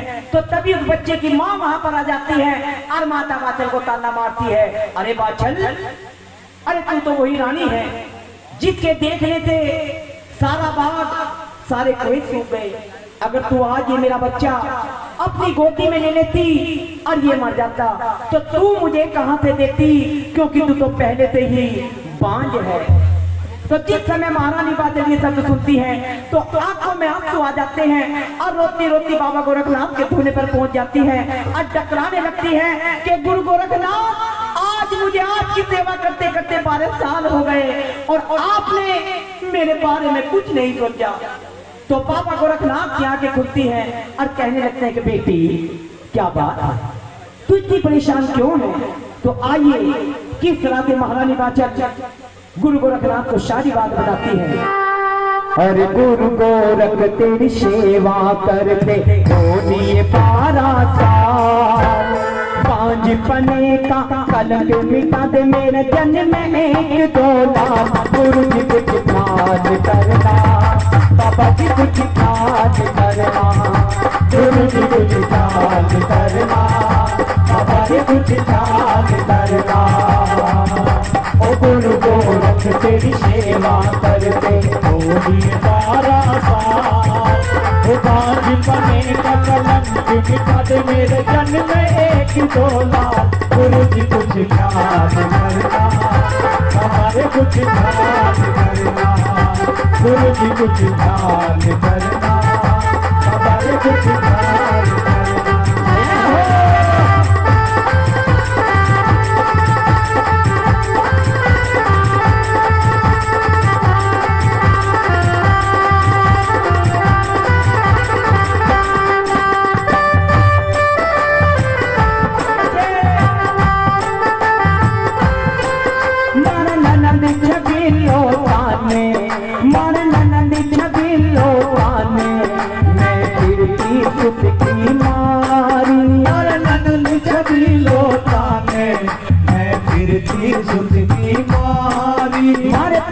तपन में चारे ना आंगन में किलकारी, हर पति तपन में चारे ना आंगन में किलकारी। और मारे बस की बात नहीं है, मारे बस की बात नहीं है, मारे बस की बात नहीं है, तुम ही करियो ईमान।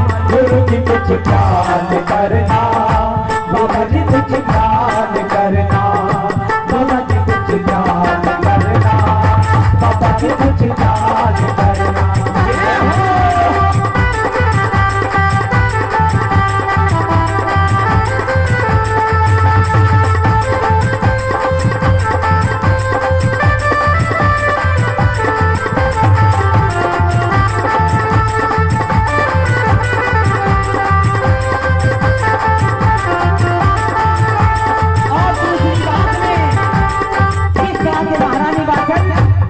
गोरखनाथ से बताती है कि गुरु गोरखनाथ, मेरे पति ने बाग लगाए, मेरे पति ने बाग लगाए और छाओ कभी ना पाई। मेरे पति ने बाग लगाए और छाँव कभी ना पाई। और कुएं सूख के सारे मैं तो मरती फिरो पिसाई, हर कुएं सूख के सारे मैं तो मरती फिरूं पिसाई।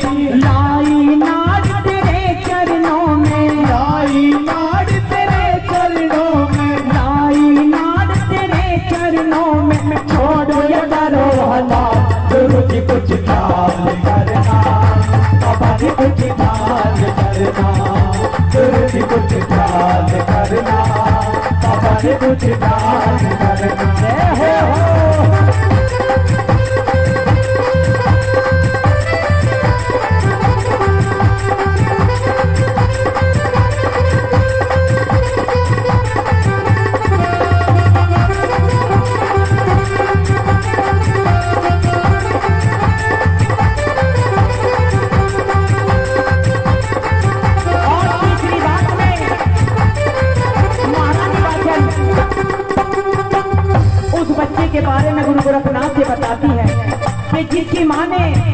महारानी बाचल को ताना मार दिया और क्या लिखा है,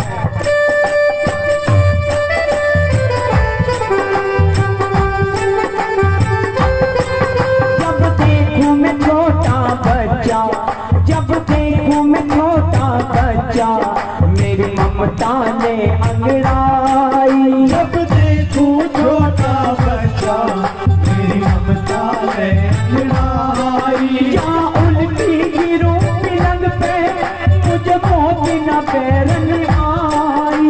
या उल्टी गिरो पलंग पे मुझे मौत न पैरन आई। छाई अंधियारी आंखों में, छाई अंधियारी आंखों में, उठे यही मना गुरु जी कुछ याद करना, बाबा जी कुछ याद करना, गुरु जी कुछ याद करना, बाबा जी कुछ याद करना। जय हो।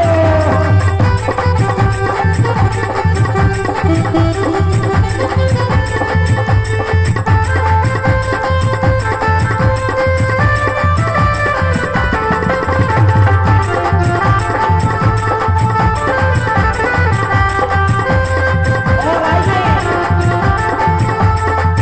आखिरी बात में रतनलाल गुनिया जी अपनी कलम से क्या लिख कर गए हैं। और महारानी बाचल लोग कहने लगती है,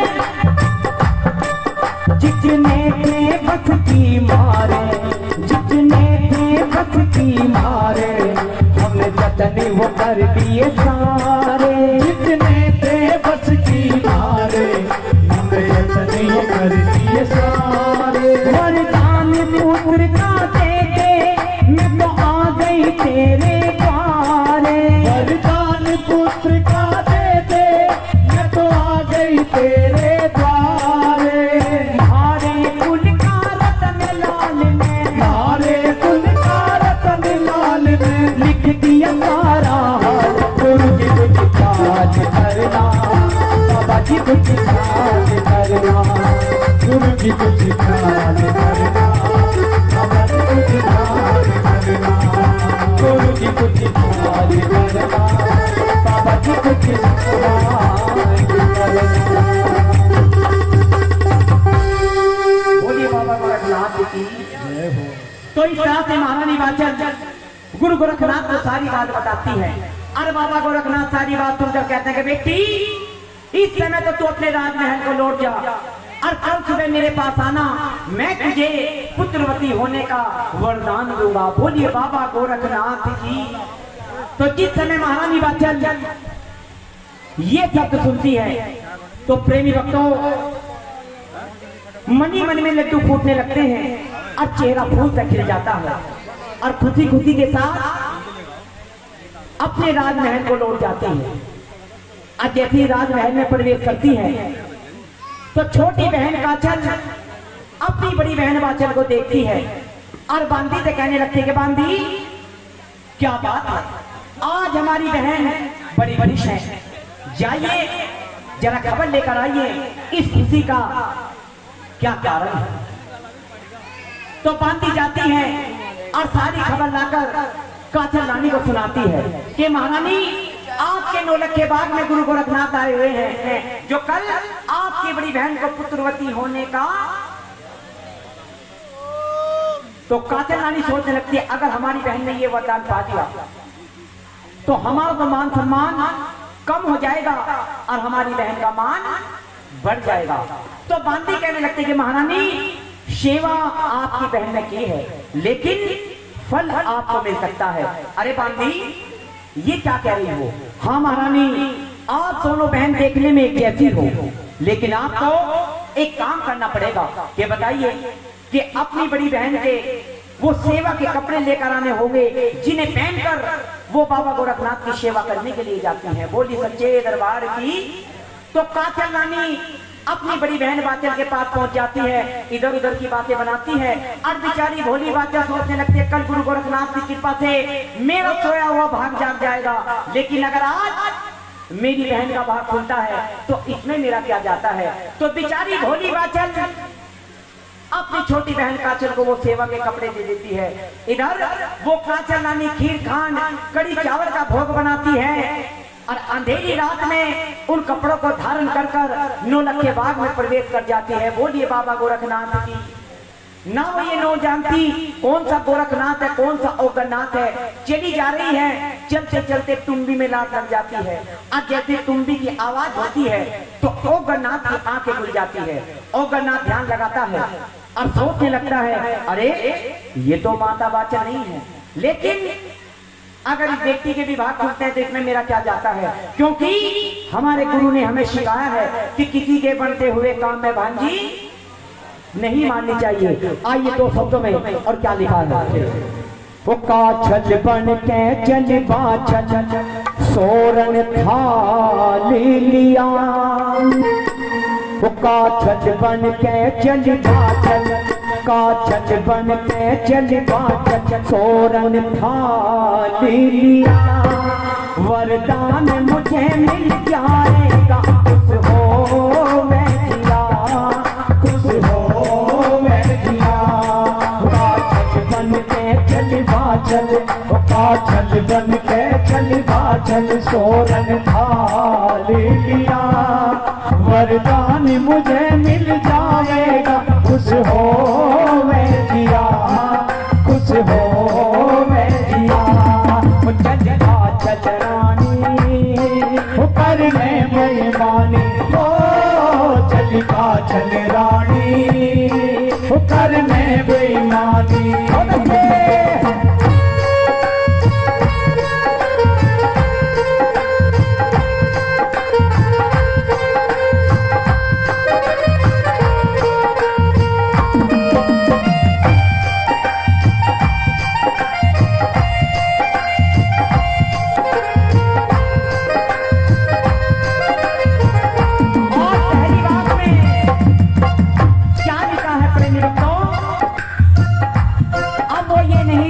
कौन सा गोरखनाथ है कौन सा गोरखनाथ है। अंधेरी रात में चली जा रही है और क्या लिखा है।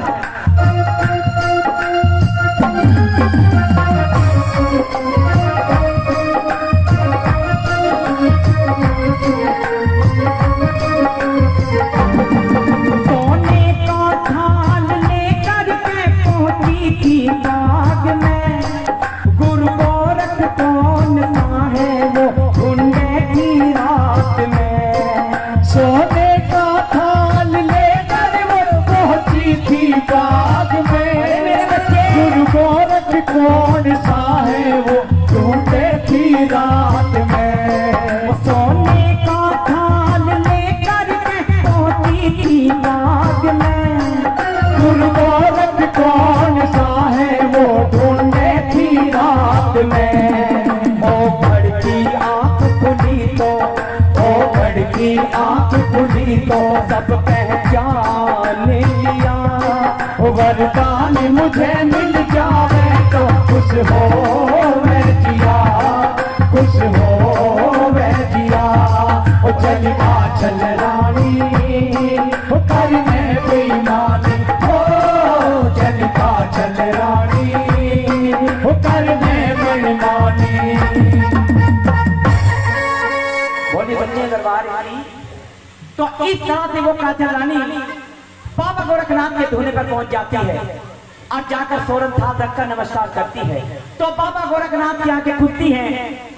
जो काछल रानी है उसे बात समझकर कहने लगते हैं कि बेटी, अरे मैंने तो तुझे कहा था कि कल सुबह आना, अब तू आती रात को आ गई। तो काछल रानी झूठ बोल जाती है कि गुरुजी किसी बैरन ने चक्की चला दी और मेरी आंखें खुल गई, फिर मुझसे सब्र नहीं हुआ। तो बाबा गोरखनाथ सोचने लगते हैं कि भाई सब्र की भी कोई हद होती है, क्योंकि बेटी ने हमारी 12 साल तक सेवा करी है।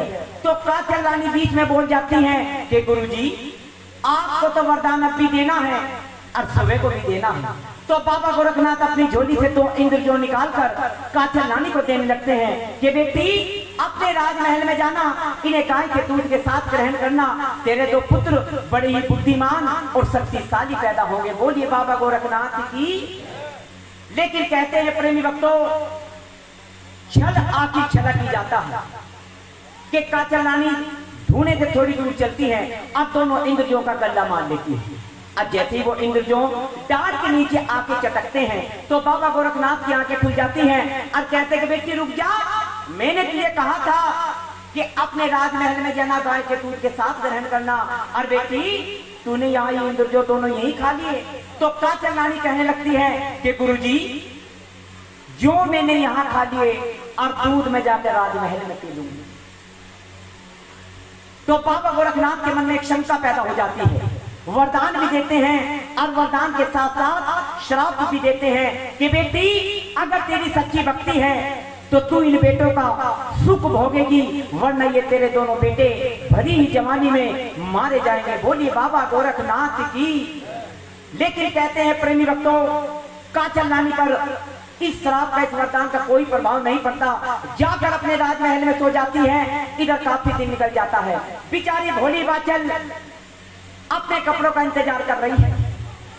इधर काचल रानी की आंखें खुलती है और बांदी के द्वारा उन कपड़ों को अपनी बड़ी बहन बाचल के पास पहुंचाती है। बोलिए बाबा गोरखनाथ की। लेकिन कहते हैं कपड़े धोने का समय नहीं था और हमारे हिंदू धर्मों में गंगा जल को बड़ा ही पवित्र माना जाता है। बोलिए गंगे मैया की। लेकिन माता बाचल उन कपड़ों पर गंगा जल का छींटा लगाती है, खुशी खुशी के साथ धारण करती है और सोरन थाल सजाती है। मन ही मन में लड्डू फूट रहे हैं कि आज गुरु गोरखनाथ की कृपा से मुझे 12 साल की सेवा का फल मिल जाएगा, जो 5 बनने का ये कलंक है आज ये हट जाएगा। बोलिए सच्चे दरबार की। लेकिन कहते हैं प्रेमी भक्तों, समय को तो कुछ और ही मंजूर था। अब कहते हैं महारानी बाचल सोरन थाल सजाती है और खुशी खुशी के साथ जैसे नौलखे बाग में प्रवेश करती है तो खड़ी की खड़ी रह जाती है, क्योंकि सारे धुने ठंडे पड़े हैं और बाबा गोरखनाथ अपनी पूरी जमात के साथ वहां से प्रस्थान कर चुके थे। बोलिए सच्चे दरबार की।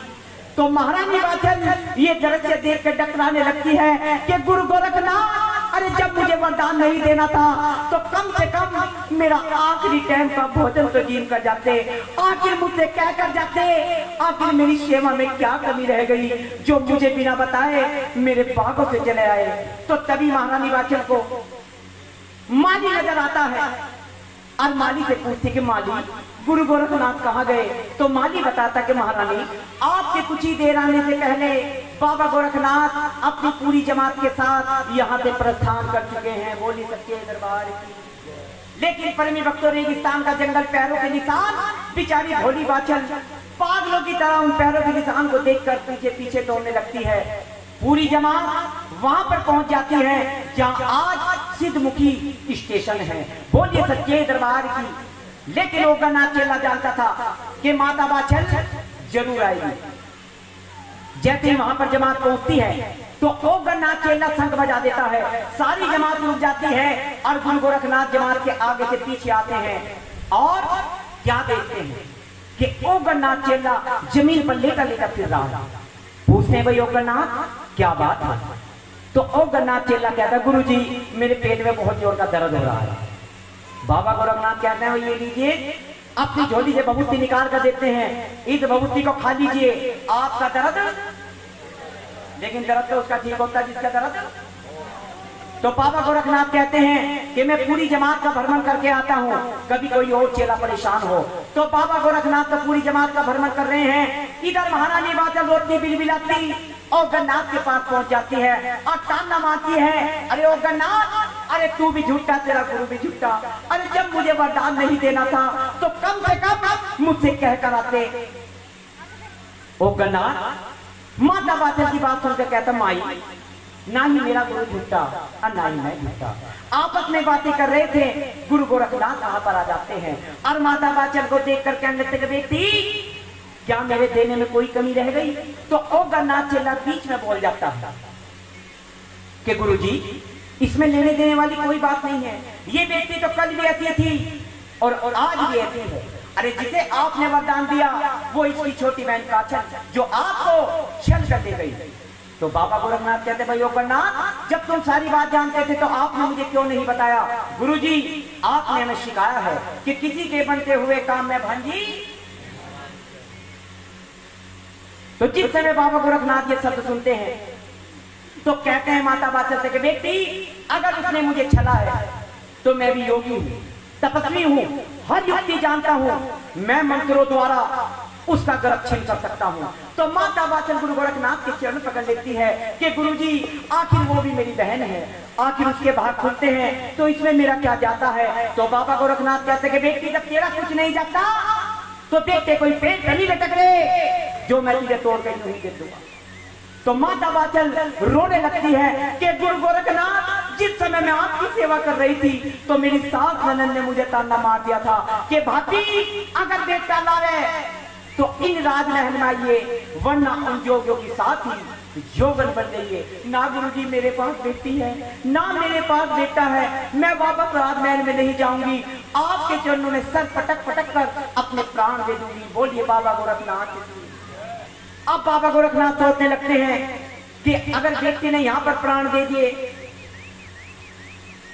तो नाथों के नाम पर कलंक लग जाएगा। आज के बाद इस संसार में कोई नाथों की सेवा नहीं करेगा। तो बाबा गोरखनाथ कहते हैं बेटी तुझे इस समय देने के लिए मेरे पास कुछ नहीं है, लेकिन मैं तुझे एक रास्ता और बताता हूं, तू फिर से हम योगियों की 12 साल की सेवा और कर ले। तो जिस समय वो गन्नाथ चेला ये बात सुनता है तो माता वाचल की तरफ को नार हिला देता है कि माई अब क्या हम बिना भरिए, वहां तेरा बाग था तेने सेवा कर ली और यहाँ तेरी साथ साथ मुझे भी भिक्षा मांगनी पड़ जाएगी, लेकिन 1400 चेलों का पेट। तो माता वाचल इनकार कर देती है। तो बाबा गोरखनाथ कहते हैं चल बेटी 9 साल की कर ले। तो माता वाचल इनकार करती जा रही है और भक्तों बात होती होती 12 साल पर आकर रुक जाती है। बाबा गोरखनाथ कहने चल बेटी 12 साल की सेवा कर ले। तो ओगलनाथ चेला कह रहे हैं कि माई भी अब तो हम भी भले हैं, तू भी ज्यादा खर्ची भी टूट जा। बोलिए सच्चे दरबार की। तो आइए भक्तों जैसे बाबा गोरखनाथ माता वाचल को समझाते हैं कि माई मैं तेरे लिए कैलाश पर्वत पर जा रहा हूं। तो माता वाचल कहते गुरु गोरखनाथ मैं भी आपके साथ चलूंगी। लोगों नहीं, केवल मेरी आत्मा यहाँ से जाएगी, मेरा शरीर आपके पास रहेगा।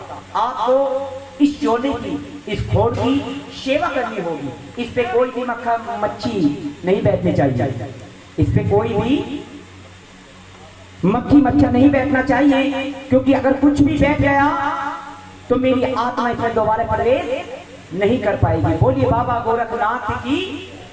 तो महारानी वाचन अपने पल्लू से गुरु गोरखनाथ के चोले की सेवा करने लग जाती है। ये जो चाव में पंखे चलते हैं ना, ये वही सेवा होती है। बोलिए बाबा गोरखनाथ की। अब इधर बाबा गोरखनाथ शंकर भगवान के पास कैलाश पर्वत पर पहुंच जाते हैं। बोलिए शंकर भगवान की। अच्छा शंकर भगवान को कौन कौन मानता है? एक बार हाथ उठाओ। देवों के देव महादेव। आइए एक भजन शंकर भगवान के चरणों में कहूंगा।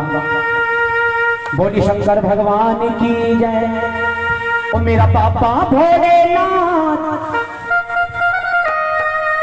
ये सबसे निराला है। अब उठाओ दोनों हाथ। बोलिए शंकर भगवान की। मेरा पापा भोलेनाथ, मेरा पापा भोलेनाथ ये सबसे निराला है। अब उठाओ दोनों हाथ। अब ताली मार के कैलाश पे बैठा है जो कीमत वाला है, कैलाश पे बैठा है जो कीमत वाला है। मेरा पापा भोलेनाथ, मेरा पापा भोलेनाथ ये सबसे निराला है। कैलाश पे बैठा है जो कीमत वाला है, कैलाश पे बैठा है जो कीमत वाला है। ओ जय हो तेरी बाबा।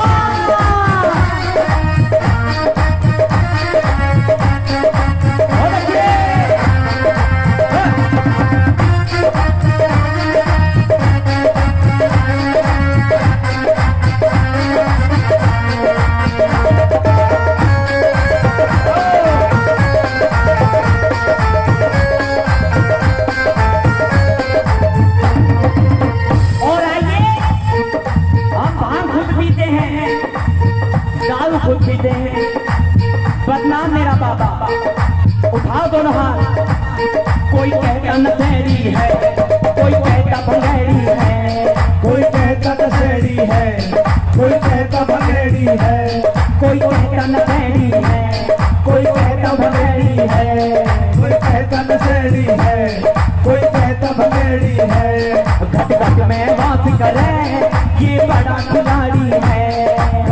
में वास करे, ये बड़ा खिलाड़ी है।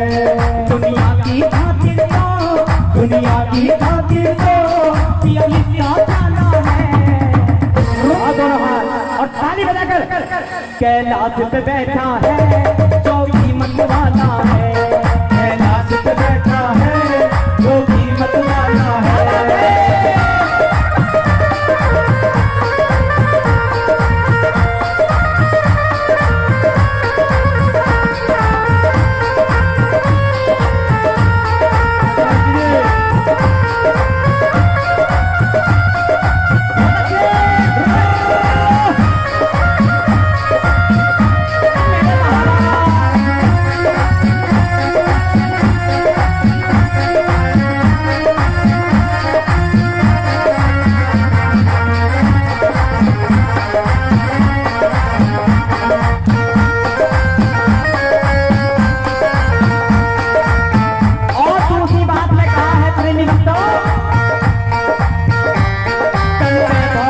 रमाई जटा में गंगा समाई, तन पे भाभूत रमाई और जटा में गंग समाई। तन पे भाभूत रमाई जटा में गंगा समाई। तन पे भाभूत रमाई और जटा में गंग समाई।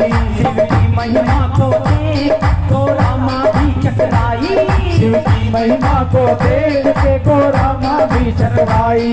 सब पहने फूल के हार, सब पहने फूल के हार, इनकी सर को भी माला है। सब पहने फूल के हार, इनकी तो उठाओ दोनों हाथ, अब ताली मार के कैलाश पे बैठा है जो कीमत वाला है। कैलाश पे बैठा है जो कीमत वाला है। जय हो बाबा भोलेनाथ, मेरा बाबा भोलेनाथ, ये सब निराला है।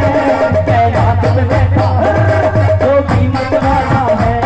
कैलाश पे बैठा है जो कीमत वाला है।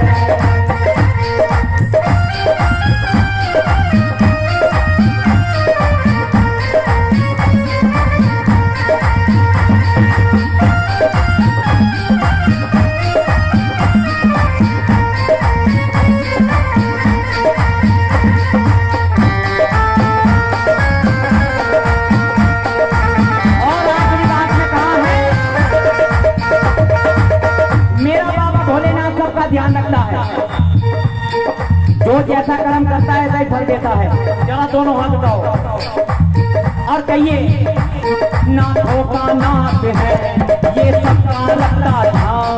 नाथों का नाथ है ये सबका रखता ध्यान। नाथों का नाथ है ये सबका रखता ध्यान। नाथों का नाथ है ये सबका रखता ध्यान। रावण को लंका दी भस्मासुर को वरदान। रावण को लंका दी भस्मासुर को वरदान। धीरज आदेश कहे, धीरज आदेश कहे, शिव सबका रखवाला है। बोलिए शंकर भगवान की। अब उठाकर दोनों हाथ और ताली बजाकर मेरा बाबा भोलेनाथ ये सबसे निराला है। कैलाश पे बैठा है जो कीमत वाला है। ओ मेरा बाबा भोलेनाथ, मेरा बाबा भोलेनाथ ये सबसे निराला है। कैलाश पे बैठा है जो कीमत वाला है। कैलाश पे बैठा है जो कीमत वाला है। जो कीमत वाला है, जो कीमत वाला है। ओ शंकर मत वाला है, ओ शंकर मत वाला है। सच्चे दरबार की जय। तो आइए इधर बाबा गोरखनाथ शंकर भगवान के पास पहुंच जाते हैं, जाके नमस्कार करते हैं और शंकर भगवान गुरु गोरखनाथ से पूछते हैं कि भाई गोरखनाथ आज कैसे आना हुआ। तो बाबा गोरखनाथ सारी बात बताते हैं और शंकर भगवान सारी बात सुनकर कहते हैं कि आप जिसे पुत्रवती होने का वरदान देना चाहते हो वो तो पहले से ही 7 जन्मों की बांझ है। तो हठीले गोरखनाथ कहते हैं हे त्रिलोकीनाथ मुझे कोई ऐसा रास्ता बताइए जिससे मैं वचनहारी ना हूं। तो चलकर भगवान कहते हैं कि आप पाताल नगरी में जाइए, वहां पर जो पद्मनाभ है उसके मस्तिष्क में जन्मेजय की आत्मा है, आप उस आत्मा को निकाल कर और गूगल में मिलाकर उस वाचन को दे दीजिए। बोलिए बाबा गोरखनाथ की। लेकिन बाबा गोरखनाथ कहते हैं, हे त्रिलोकीनाथ, मेरे बात को समझ में नहीं आई। तो चलकर भगवान बताते हैं कि हे गोरखनाथ, ये जितना भी खेल है ये सारा मेरा रचाया हुआ है, जिसे आप वाचन समझ रहे हो। ये पहले नवल्ले थे और राजा बातक की बेटी थी, और इसने मेरी भक्ति की और ततीक नाम के देखने से आइए विस्तार से बताते हैं। बोली सच्चे दरबार की 15 मिनट का लंच है। बोली सच्चे दरबार की, उसके बाद ये कथा विस्तार से आप सभी के बीच में फिर से सुनाई जाएगी। बोलिए बाबा गोरखनाथ की।